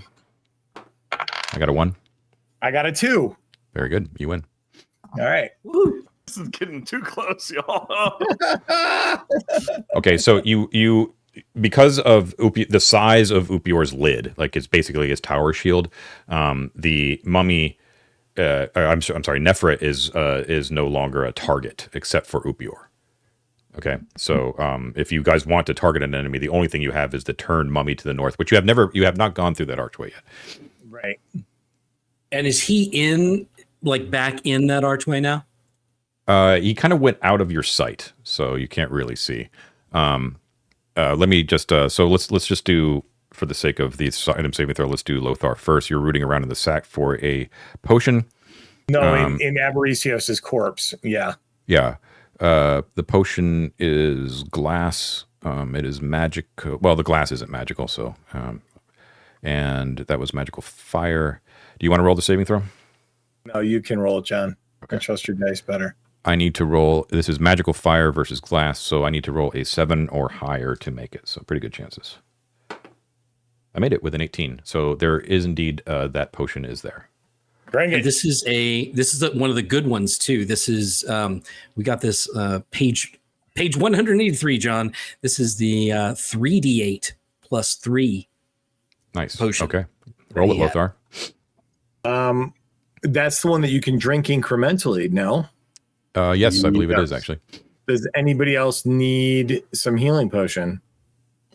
I bet we will soon. Not so much that Yost wants to use a whole dose of it. You took what, 15? I would say you should use a couple doses. John, I'm just going to chug a lug the whole thing. Okay, go for it. Roll it. 3d8 plus 3. I'm going to get 8 plus 5 plus 1, 14. Okay, very good. Ooh, nice. Is there like a plus for each die roll too? Is it 1d8 plus 1? 3D, No, it's 3D8 just plus 3. Yeah, 3d8 plus 3 total. I'm back Do up you to full. want to grab his continual light holy symbol? Yeah, I'll do that, but I have to pass it to somebody else because it's a heretic symbol. Well, let's see if it's even in existence. What was that made out of? That was the one he made on his own. So this Ooh. was It's like made out of like, no, like it was, goat sack or something. What's the primary material? the chainmail, because he made it out of primarily the chainmail from Gorand. Metal. Oh, right. That's Dad, right. would you call that a soft or a hard metal? Oh, it's hard. Okay. So magical fire. This is only a 2 or better to make this. So I have to roll a 1 to fail, and I don't roll a 1. So yes, the holy symbol is still in existence. Something worked. All right. I pass it to somebody else. Who does it go to? Well, don't throw it at Mort. He won't catch it. Give it to Elizabeth. She likes Elizabeth. She likes There it. you go. Mark it All down. She was a good boss. She Mark it remembers down, us Matt. for a good boss. That's a slot. Okay. That was So that was Lothar. Anybody else want to do anything? Okay, yeah. Yost is going to pat Mort on the shoulder and tell him to hold tight, and he's going to step to the northern doorway and look and see what the mummy room looks like. Okay, it's the exact This is same the way dimensions. Exact same dimensions as the one to the south. However, instead of 2 sarcophagi, there is only one with the feet facing towards the east, and it's directly into the center of the room. In the northwest corner is the huddled mummy, which is snarling and raving and clawing at the walls. How long is that going to last? It's not long. It's like a turn. Yeah, it's a turn. So the combat, basically. Mort, you know what? Yost is just going to go in and take care of this thing, because otherwise we're just going to have to deal with it later. And Upior is doing something, so Yost is going to go in and take a. Very good. Before he gets in the way, let Elizabeth. She'll throw the second thing of holy water at that one. Okay. She's got a second vial of holy water, so she'll throw it at that one. Right. Oh, who He turned? does the flex thing and he says, "Throw it that way." Did Lothar turn it, or did Avaricios turn it? Avaricios turned it. That's It's why it's no longer turned. Yeah, It's no longer turned. I'll give you the benefit of the doubt that I'm not going to retcon actions, but it's perfectly capable. It's in that corner, but it is facing you, so it has its normal AC. So Elizabeth, it has a 16 AC versus your flask of oil. Okay. flask of holy That's water. a Holy holy water. water. Okay. Okay. Oh, that's not going to hit. That's just a 10. Okay, no good. So mark Dang off that it. holy water as it splashes against the wall. Yost, you move forward. AC 16. Yeah. All right. Old Yosty baby, he's gonna do some hitting. What'd you say the AC was? 16. Oh, nope, that's a miss. Okay. Dumb old Yost doesn't know how to hit things. Okay, flies wide. On Yost. Sparks fly up from the wall as your blade, as Oculos moves against it. Oculos is very beside himself as well. doesn't I like detect evil within 10 feet, John. you do. I thought I might. Okay, Upior is blocking.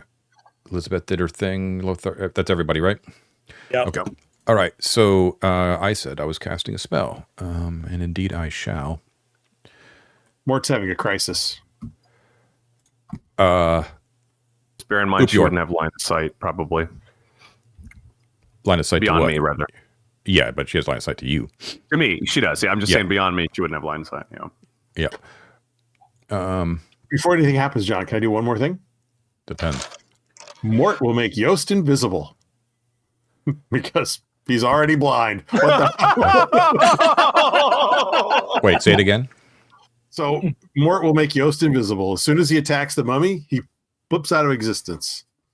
Mummy can't see him because they're wearing the Mort's ring. al- Oh, the rings. Mort Okay. blind anyway. So Yost is invisible. Okay, Yost is invisible. Got it. Okay, so Yost winks out of existence. Okay. It's very smart. I need you to make me a save, Upior. Let's see. Yeah, I'm sure.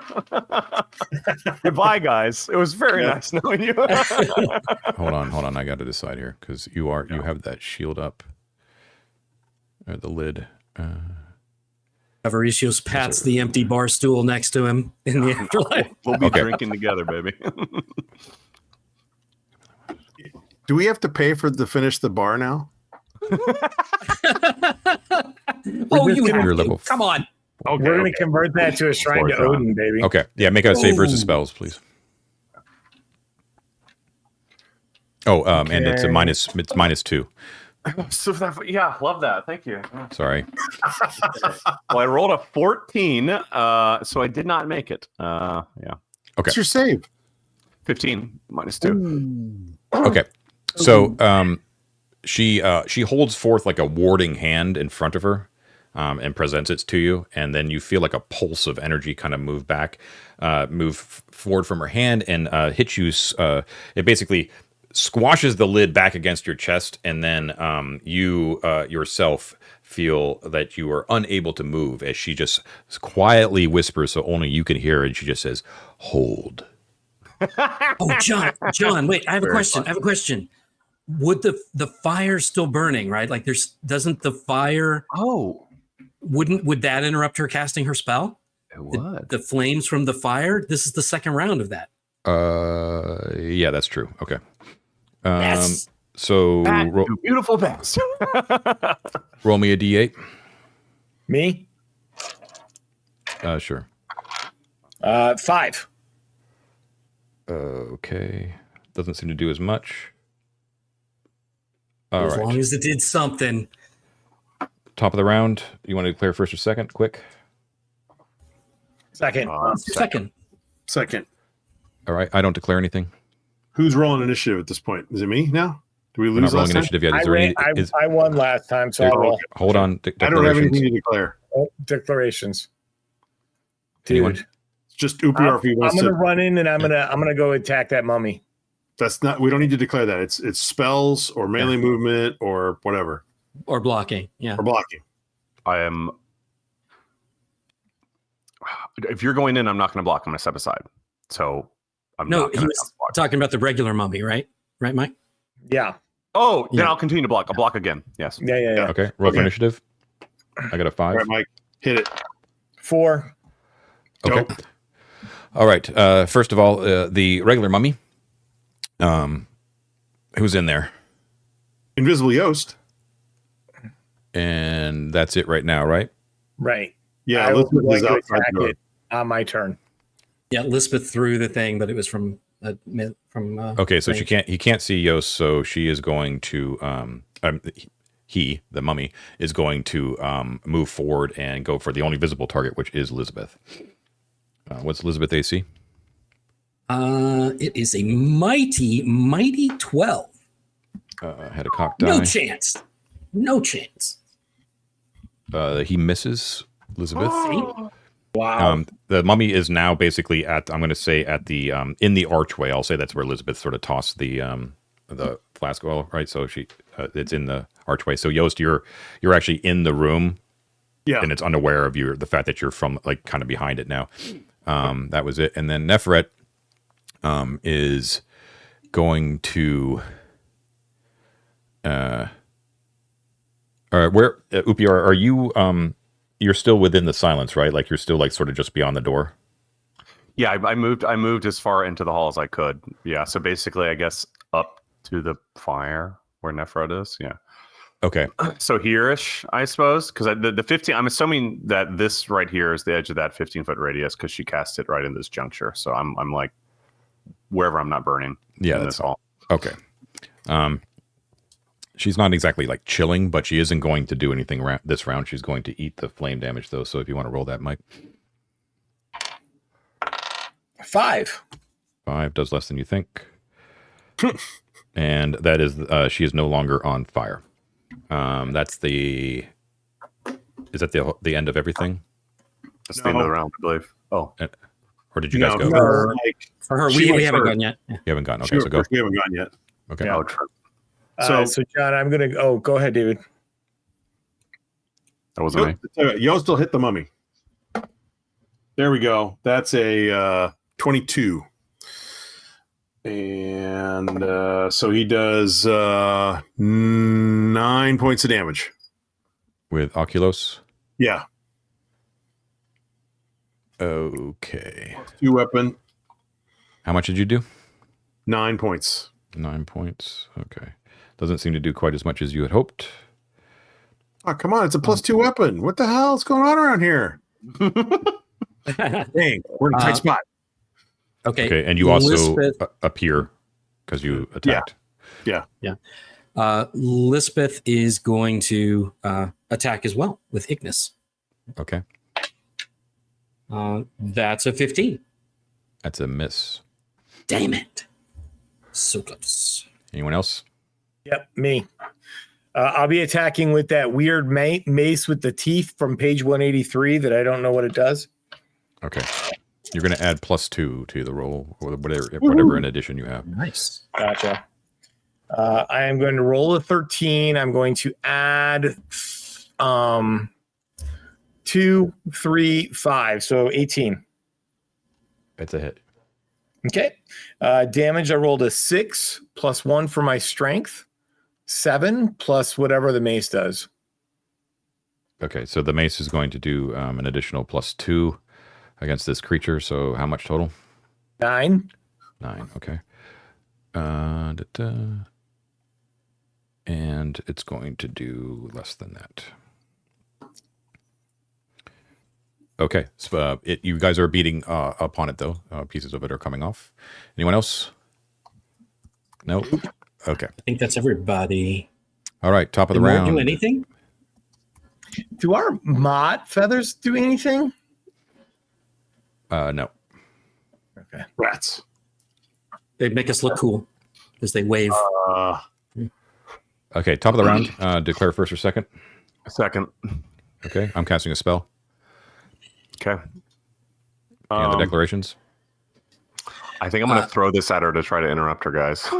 Instead of block. Do it. Yeah. Okay. Yeah. Lisbeth is going to move out of melee. Fighting withdrawal out of melee. Okay. Any other declarations? No? Initiative. I got a 5. All right. I'm still up, right? Yeah.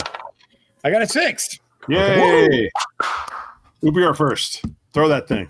Okay. Just not trying to be a pain in the ass, not trying to be too easily.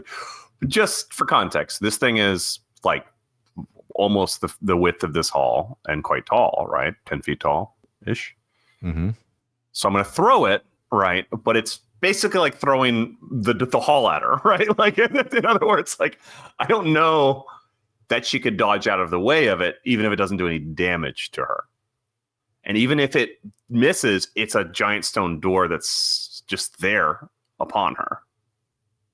How do we want to rule that? Is my question. You know, Are you trying to hit her with the door, with a lid? Yes. I'm throwing it at her. Yeah. Yeah. Okay, Yeah, so he just, is. But what he's asking is how What can I'm it saying is- possibly miss? It basically can't miss because it's the size of the hall, right? It's the width of the hall and more or less the height of the hall, and I'm throwing it like this at her, and what I'm saying is, how could it miss? And if it can't miss, how do you want to deal with that? Because even if it like hits her, it's still like a door that's like on her like this that she has to shove off, essentially, right? Like, Well, the door, the lid could like turn on its side and be narrow. True. Fair, you know, fair. that sort of thing. So I think it's still an attack. Just regular attack. Okay. She could be nimble. Do I get a bonus because it's the size of the hall? No, you're throwing a big thing. So roll to attack. Throw the big thing. Well, I'm gonna miss, guys, but that's a 14 plus 2. That's a 16 to hit. Okay, that is a miss.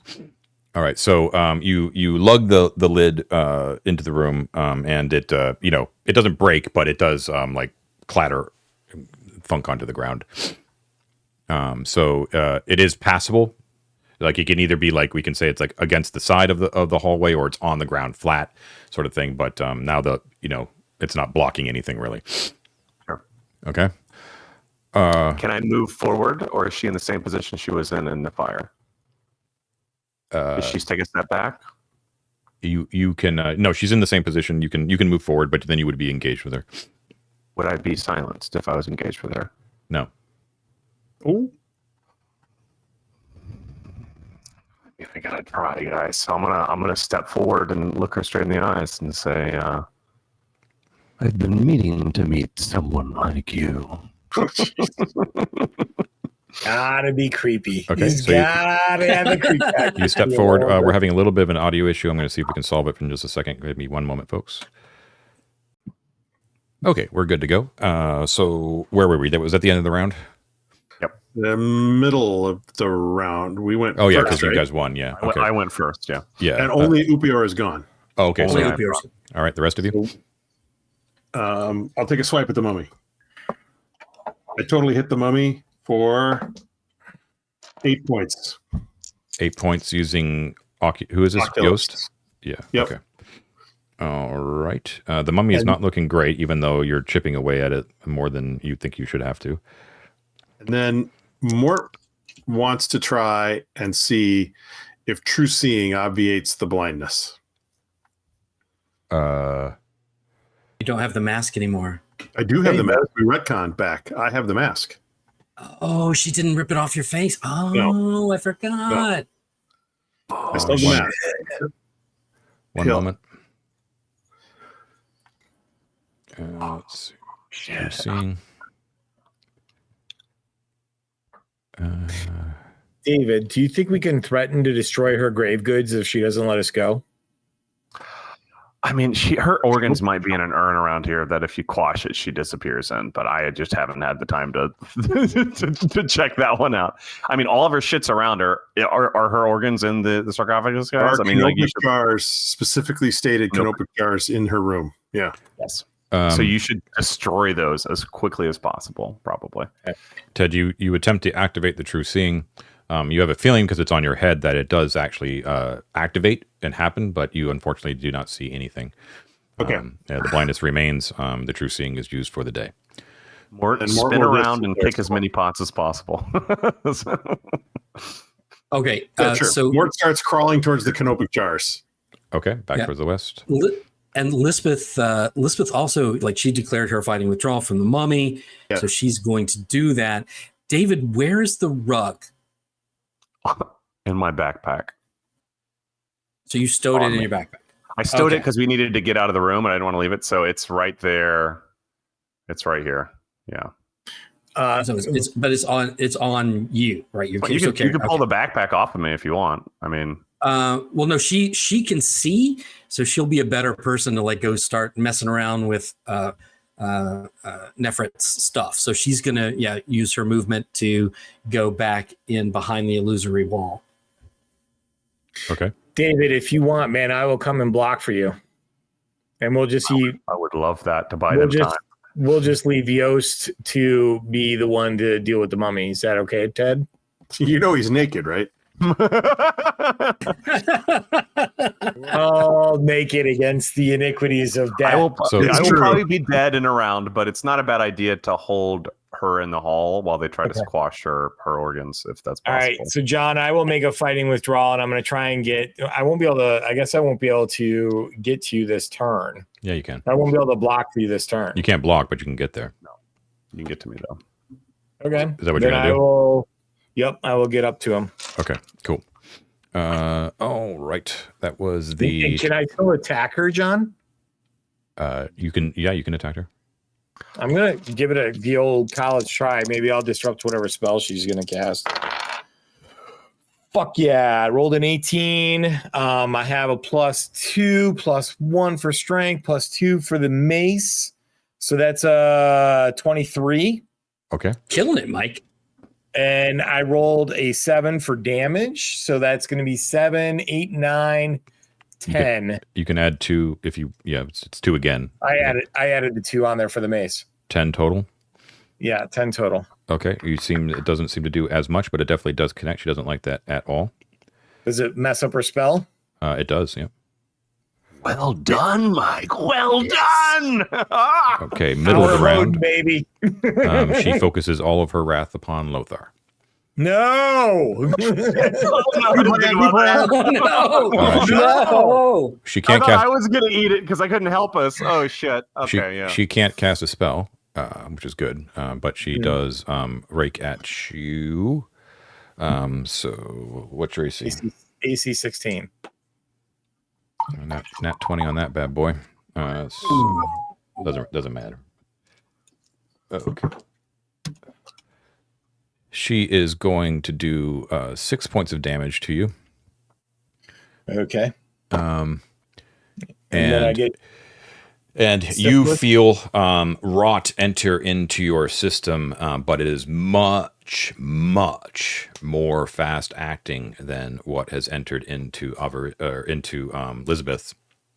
Who got a fit infected? It was Elizabeth. Av got it this time. Elizabeth got it before. In a previous mummy encounter. Okay, yeah. Oh, it was Av. So he's cured. Yeah, Av got it this time. Yeah, he found a way out. Yeah, it's much more Got acting a than nice little loophole. much more fast acting than the last times you've seen mummy rot occur. Lothar, you immediately lose 1 point of strength, 1 point of constitution. No. And as you see the flesh slough off of your bones where she got you, you lose 2 points of charisma as well. permanently. Who knows? Verisimilitude hurts. Those were every single one of my positive ability scores. Does the loss of con drop you from a hit point bonus? No, I don't think so because a 9 is not a penalty, correct? No. Yeah. Okay. So you're fine. 8 is a penalty. Yeah. But I think I lost my bonus to hit for strength because a 13 is not a bonus, right? I don't know. You have to look it up, but yeah. I'll look it up. Okay. So yeah, she got you. And that was the bottom of the round. And the mummy can still attack. Valid targets are what? Elizabeth? No, she No. got out of there. I think Yost. it's just Yost. Just Yost, right? The mummy? Yeah, just Yost. Okay, so Yost. Sorry, give me a second. I got a link. Oh, I'm like popping around John, like a for billion the record, PDFs. I still have my strength bonus. Oh, good. Okay. The mummy rolled a natural 1, so Yost is able to easily fend off the mummy with Oculos. And that is the end of the round. Top of the round, declare first or second. Second, I think. Yeah, second. Okay, so Lothar's right in her face. Yep. What is she gonna do? She's gonna fuck you up. What was that last time that she did? She's got a lot of ways to fuck you up. Oh my god.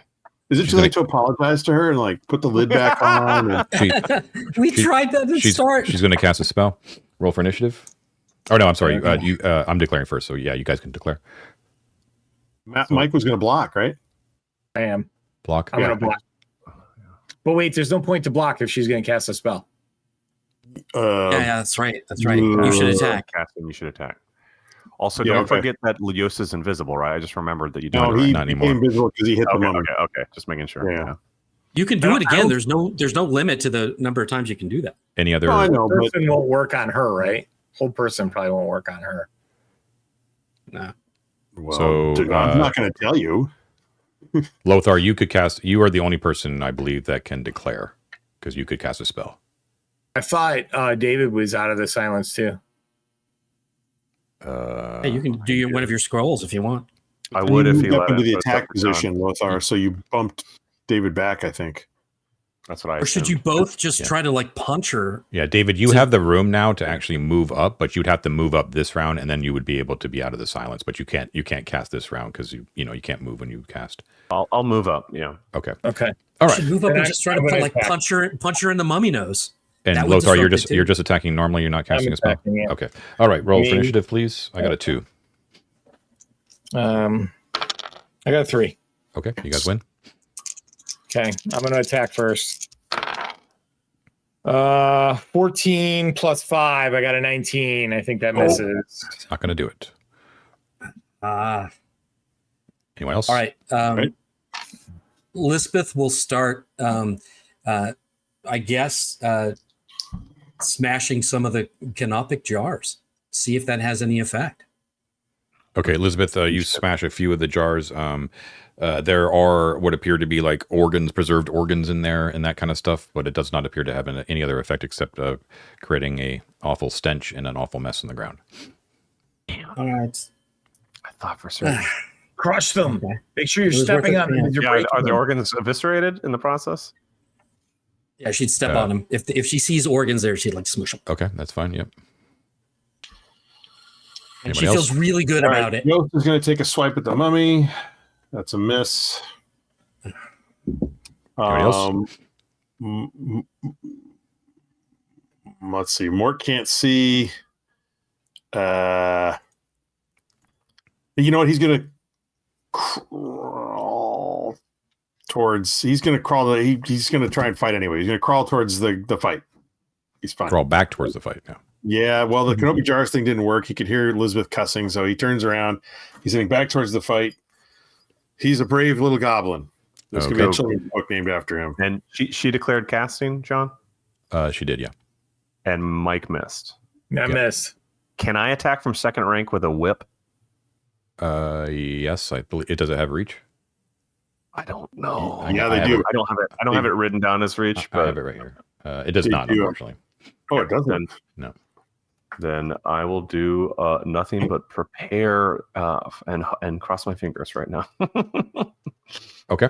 All right. So you guys won. That's her turn. And it's also the mummy's turn. The mummy has what? Yost as a target? Yep. Okay. There we go. Yost. That's a hit against Yost. No. And what's that going to do? Yep. Yost is going to take 7 points of damage Okay. and is infected with mummy rot. He doesn't get a save for that? Nope. Ooh. Okay. That was the mummy. And now Nefret is going to move up against Lothar and cast a horrific spell. Horrific. I don't like No. it. I don't wanna. Let's see. Hold on. What's your intelligence? 14. 14. Okay. Roll a saving throw against spells, please. I got a 14. And my save versus spells is 12. Okay, you made it. All right. She reaches out and she says, "Sleep," but you were able to shrug it off. You. Nice. Okay. That was the end of the round, right? Top of the Yes. round. Yep. Okay. I think we need to here's the- reincarnate I'm declaring Abigail. spells. Oh, wait, I guess second or first? I guess doesn't matter. Second, We're going to declare first. I'm going to block. and I'm going to cast a spell. Okay. You're blocking and you're casting a spell. Okay. I'm casting a spell. Roll for initiative.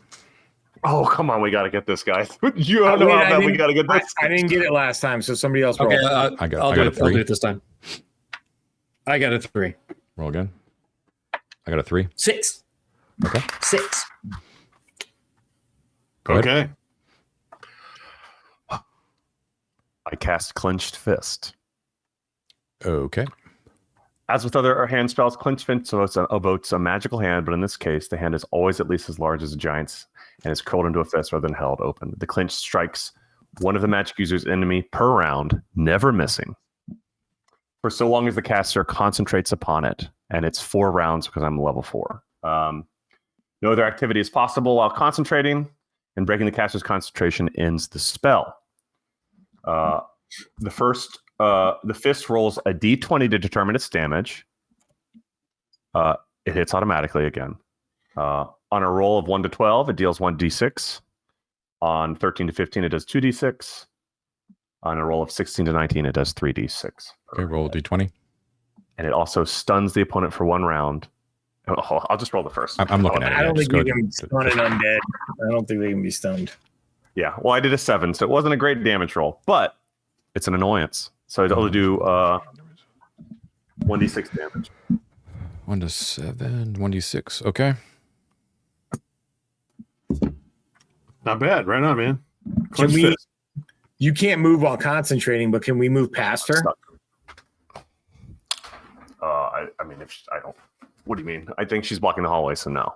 I'm Yeah, just Can basically we, hitting. can we lay down the carpet and get out of here?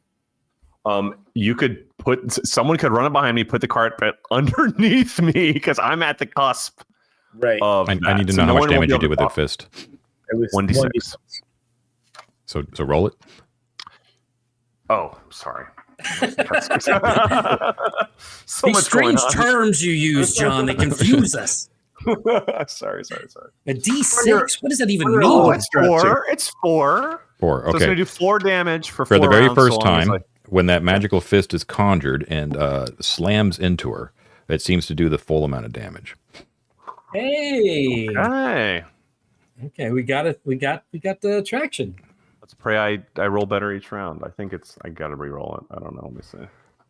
Okay. All right. Okay. So that was you. Who's next? Okay, Lisbeth, you mentioned that there was a golden net there Mm-hmm. in the room. Can she grab that net and then I guess move out to be within 10 feet? I don't know if she can get the net and also attack with it in the same turn, or if it's going to take her whole turn to just like get the net off the wall. Well, getting the net and then moving would be her action for the round. All right, so she's going to get the net and then move into the center room. Okay, sounds good. Mort will crawl up behind Upior and start feeling around trying to find the rug. Trying to feel the rug. Trying to find it In his pack. in his pack. In Upior's pack? Okay. The rug's in my pack. Yeah. Yeah, okay. So blind little goblin reaching up a 6-foot tall dude. Yeah, I'm going to say because you're blind, that it will, if that's what your goal is, so you can say you don't want to do this, is that it will take all of next round to fish out the rug. You got nothing else to do. Okay. Anyone else? You'll still take a swipe at the mummy. Okay. So That's a hit for 7 points. 7 points still does less than you think, but it's looking like it's on its last legs. It only had 2. Anyone else? I'm blocking John. I can't default, right? You're blocking. You're blocking. Yeah, you're blocking. Okay. Yep. Okay, that was it then. And you that's guys it. won, right? So it's their turn, right? Yeah. Against Yost. Here we go. That's going to be a 12 is exactly a hit. Exactly a hit. Yeah, afraid Okay. so. All right, it's going to be 8 damage. Ooh, But now you're already it's starting to infected. feel bad. You're already have mummy rot, but Yeah. you get even more. And then she did say she was casting a spell. Was she hit? She was not hit this. Was she hit? She was Took damage from the spell. Yeah, Yeah, She's okay. been interrupted and took 4 Okay. damage. All right, cool. So she's interrupted. So that's the end of the round. Top of the round. Declare first, second. I'm concentrating, so he's concentrating. So now here's a question, John.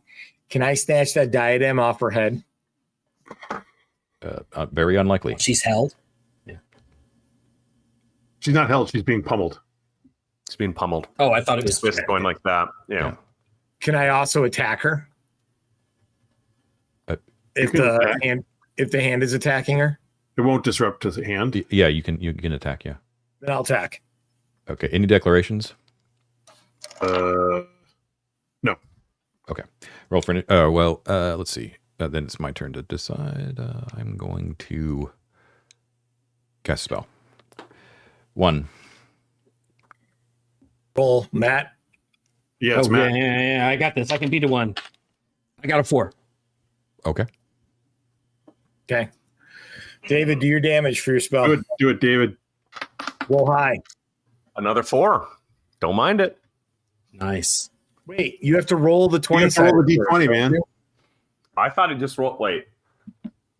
Yeah, I guess I do roll it every time. I read that differently. Oh, Yeah. all right. Why not?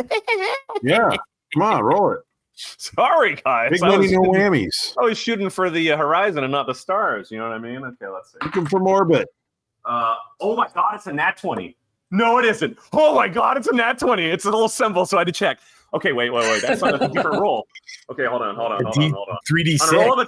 On a roll of 20 plus, it deals 4d6 hit points and stuns the opponent for 3 rounds. Nice. If the opponent has already been stunned, that doesn't matter. Yeah. Okay, 46, roll it. Man. Roll it. I don't think she can be stunned, just so you know, but Probably not, but 46 is better than 1d6. Okay. First roll is a 3. Do the math for me. Second roll is a 1. It's a 4. 4. It's a 4. That's 8. Yeah. And it's a 3. So 8 and 3, 11 damage. 11 damage. Okay. Plus stunning if it works. Please don't. Oh my God, if it works, take that circlet, dude. Holy shit. Hold on.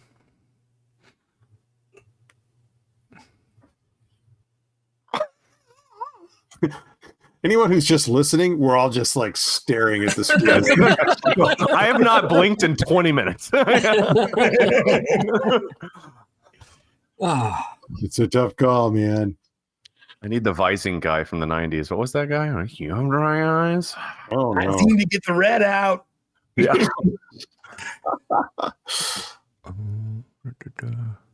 I'm just envisioning like Upior sitting there, doing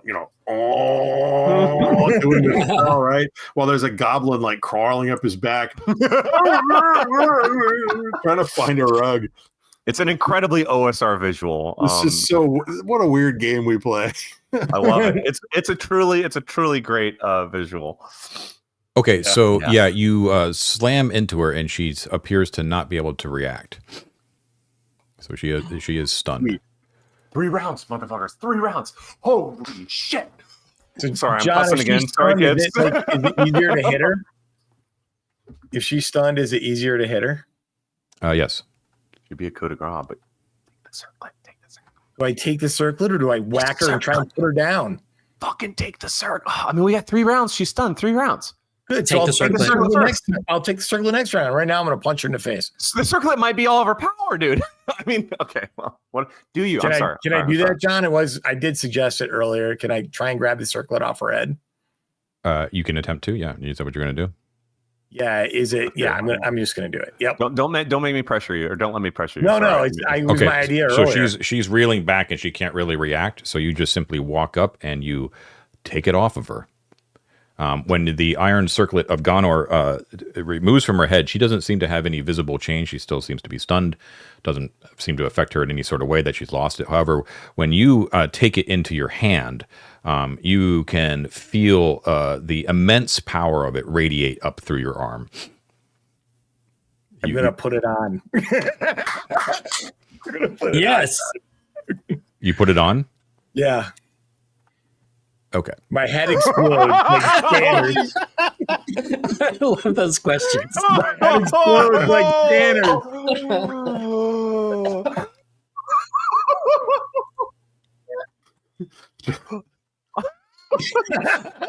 Oh no! Everything went sideways. Which way has it been going so far, Ted? I don't know. That's a good point. I'm dizzy. Okay, so when you put it on, again, you feel like immense power. You can feel like the majesty of it sort of sit upon your brow.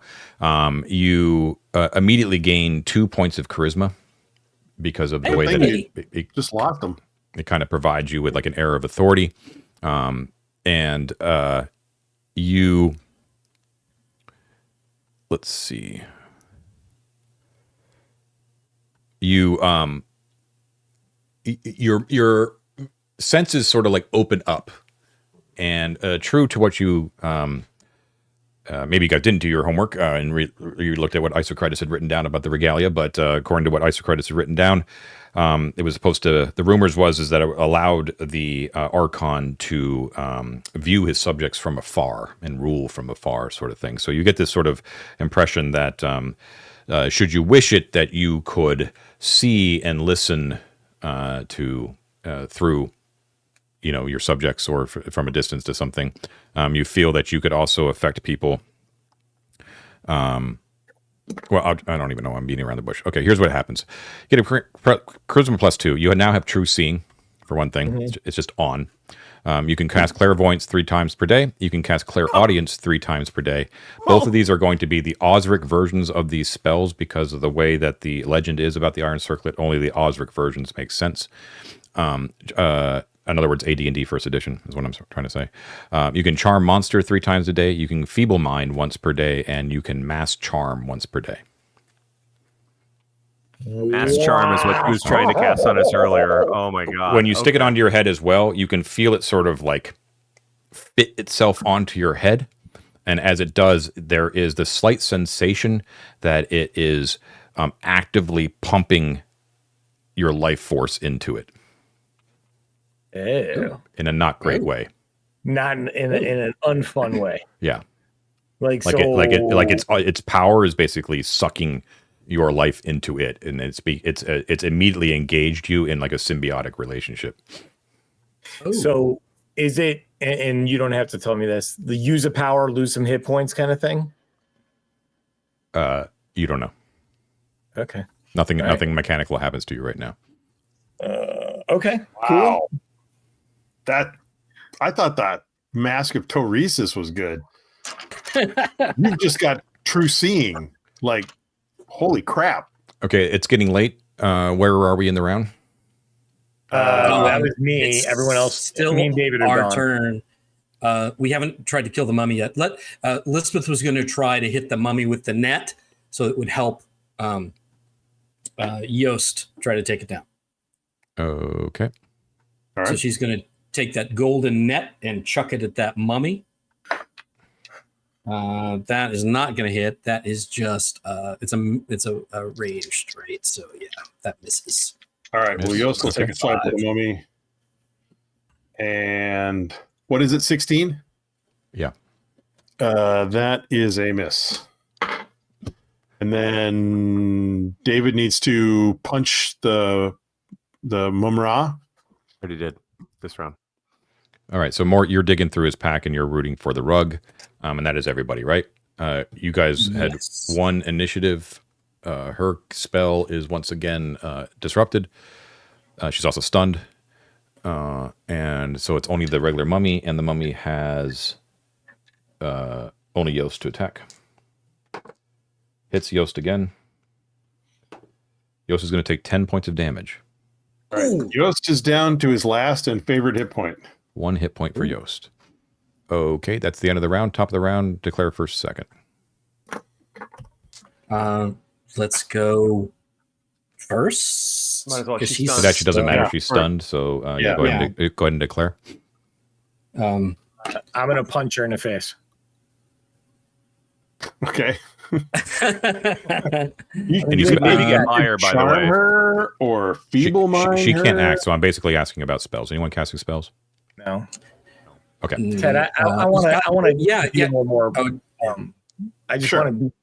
I don't want to use it and then have it like take 15 hit points of damage and die. So okay. So no spells. John, no spells. No. Okay. No roll for initiative. I got a 4. Go Matt. Go. Got a 3. I got a 3. They're going to go first. This is going to be the second round of her stunned, so she can't do anything. The mummy can, though, and attacks Yost again and hits Yost. Uh-oh. If I roll high, there's a chance that Yost dies. Yeah. No! I only rolled 2. So he's at -1. Okay, you're going to lose 1 hit point per round until you recover. Guys, we gotta take care of this mummy real quick. Yost let's start drops getting out of here. and the mummy looks at Elizabeth and starts moving towards her. Your turn. I think there's a Mort pulls the reasonable rug out argument. and drops it on the ground in the sound zone, and Mort is leaving. Okay, so you say Viator.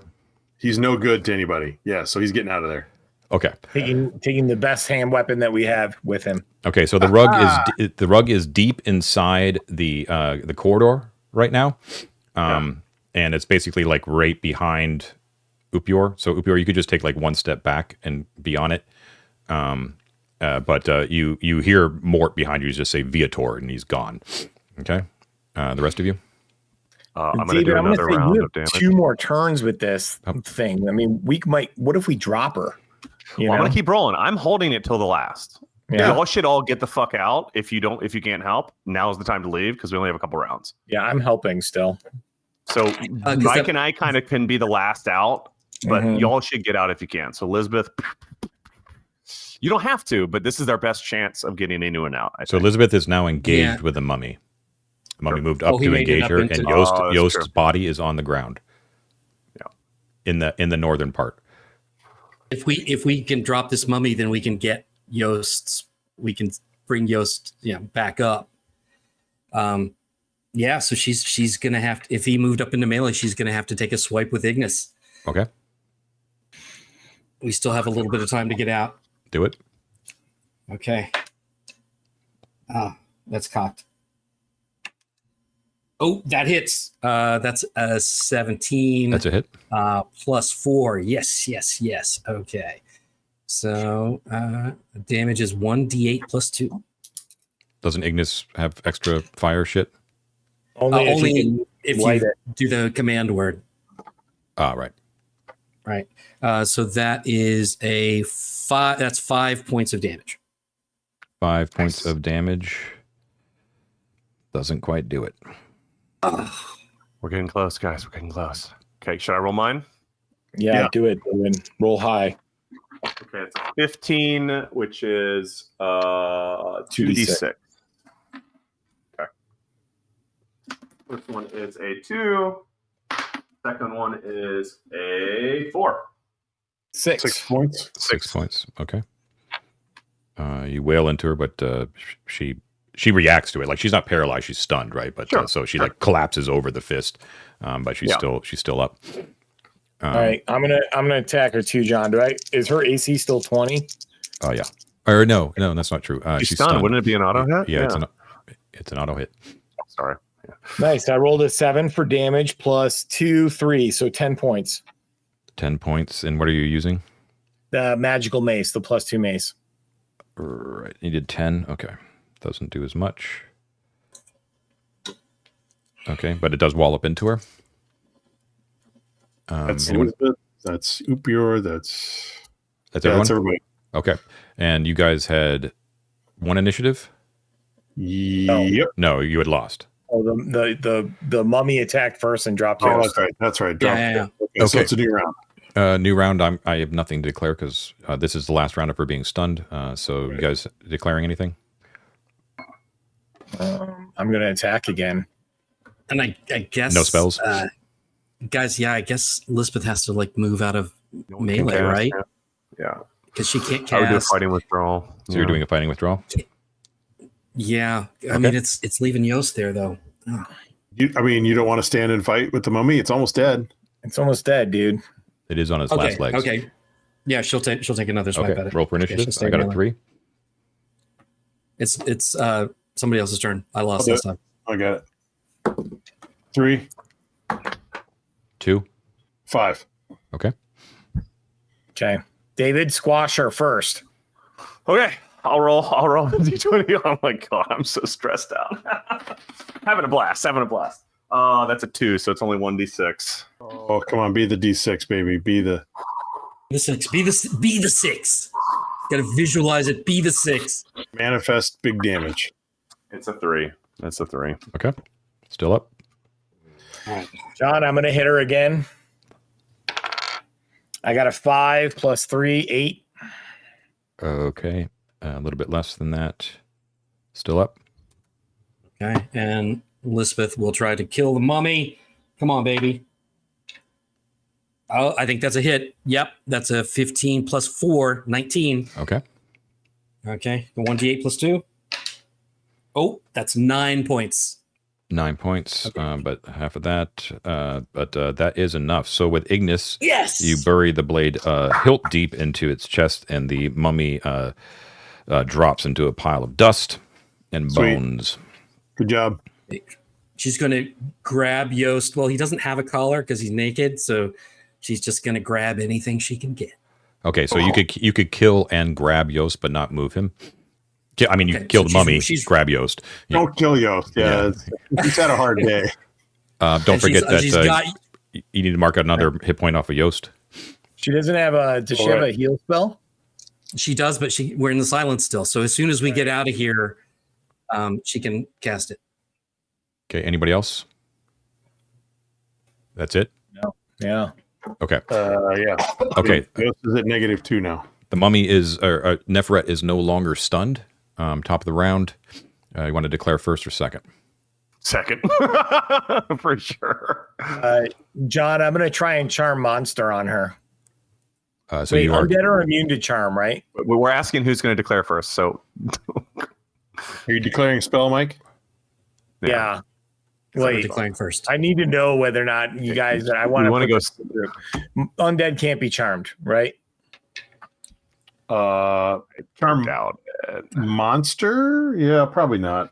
I mean, even if they can, she's got to have great saves. Right. And if she's casting a spell, we want to interrupt her anyway. So Are we done, David? Are we leaving? You don't have the big crushing hand anymore. I'm going to cast another spell, but I was waiting to see what she was doing. That's why I said we should go second.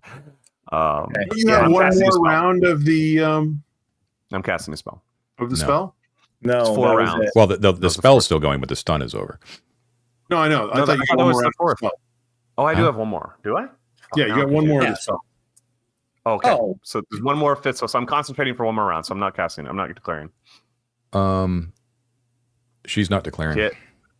Yeah. So, Yeah. Mike, do you want to do a block so his I don't have to concentration can- because she can't. She's not stunned, but she can't.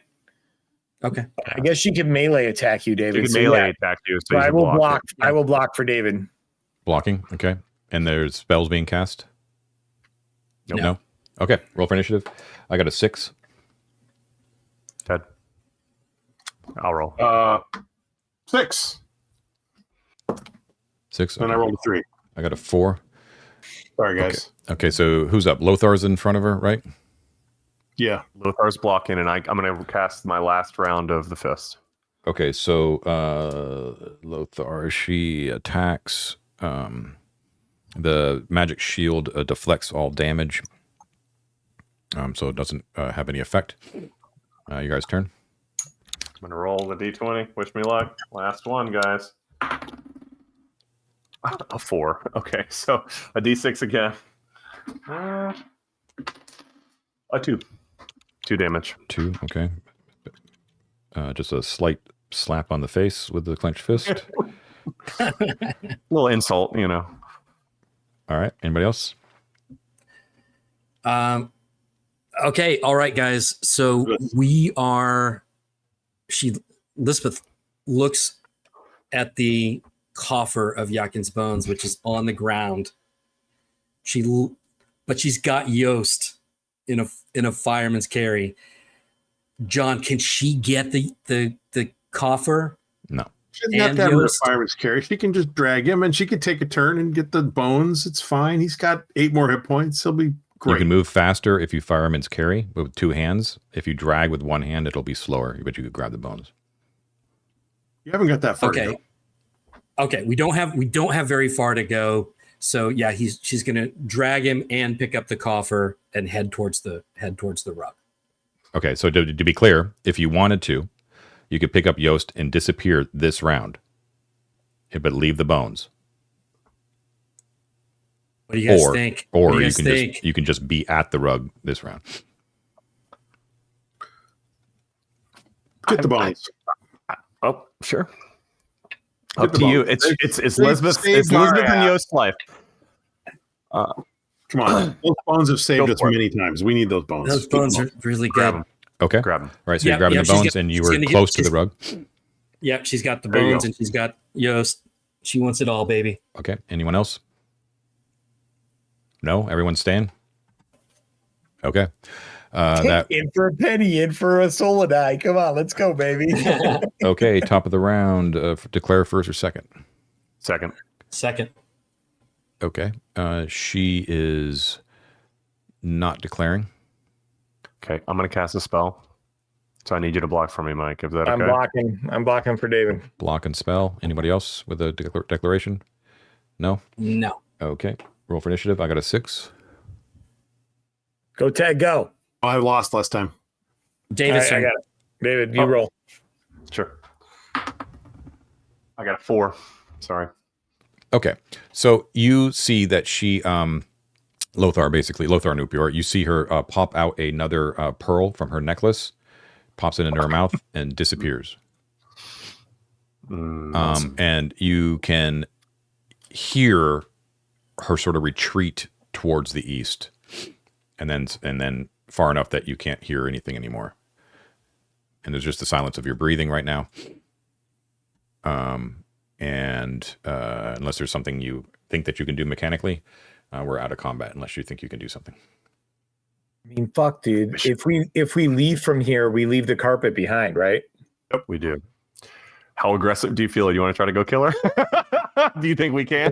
She's invisible, dude. I don't know, man. If she's got one more flame strike on her or something like that, we're fucking toast. So we should probably leave. Yost is wearing the other ring.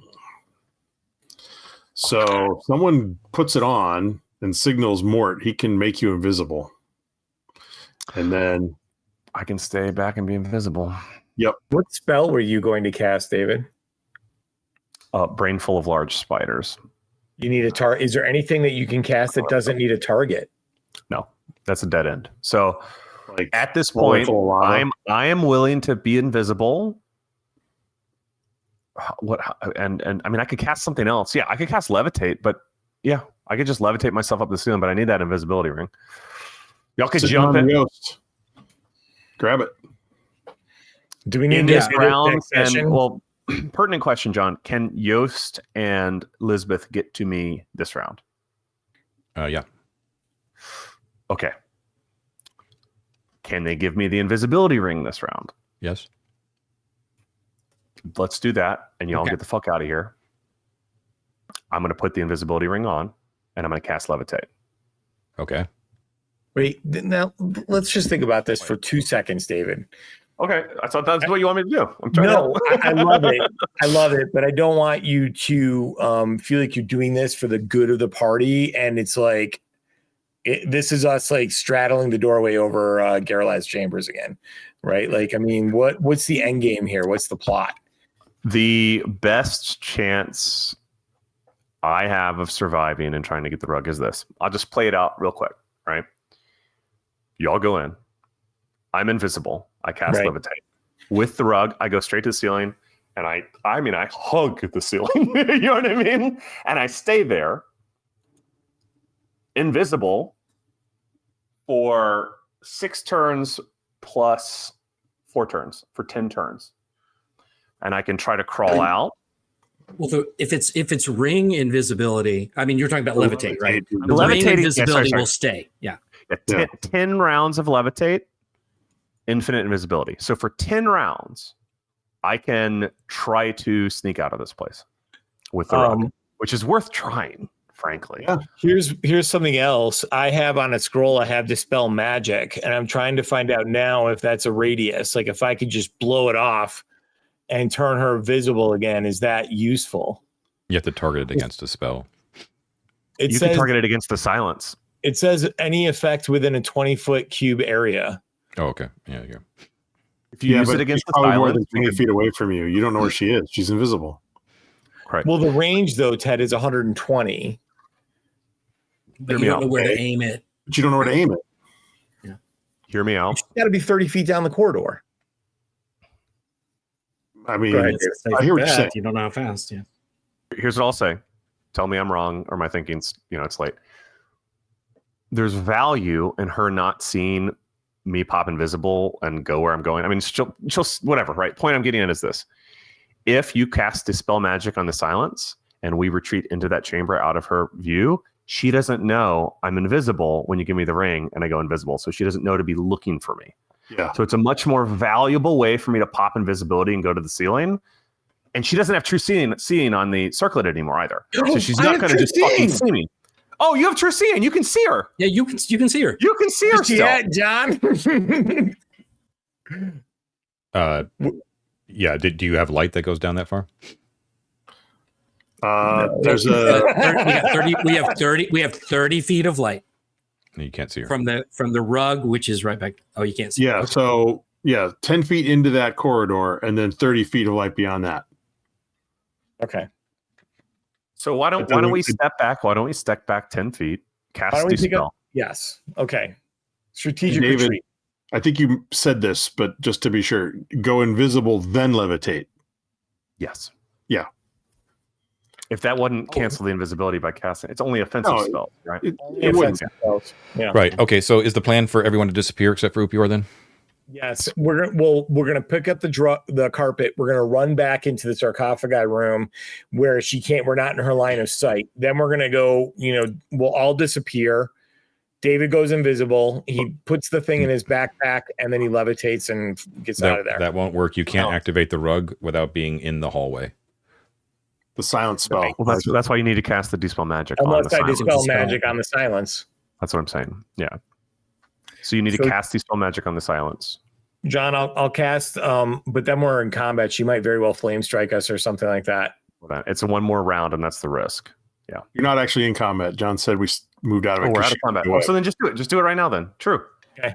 How So are you John, I'm casting? going to cast dispel magic from the scroll that I have, and I'll erase it on the silence in the sarcophagus room. Dispel magic? Yeah, I have it on a clerical scroll. That does not jive with what. I know it doesn't. I didn't understand it either, but It must it be. had command, You know what? chance. Yeah, it's fine. It's You know what? fine. It's fine. If you want to. It's fine. Yeah. Okay, that's fine.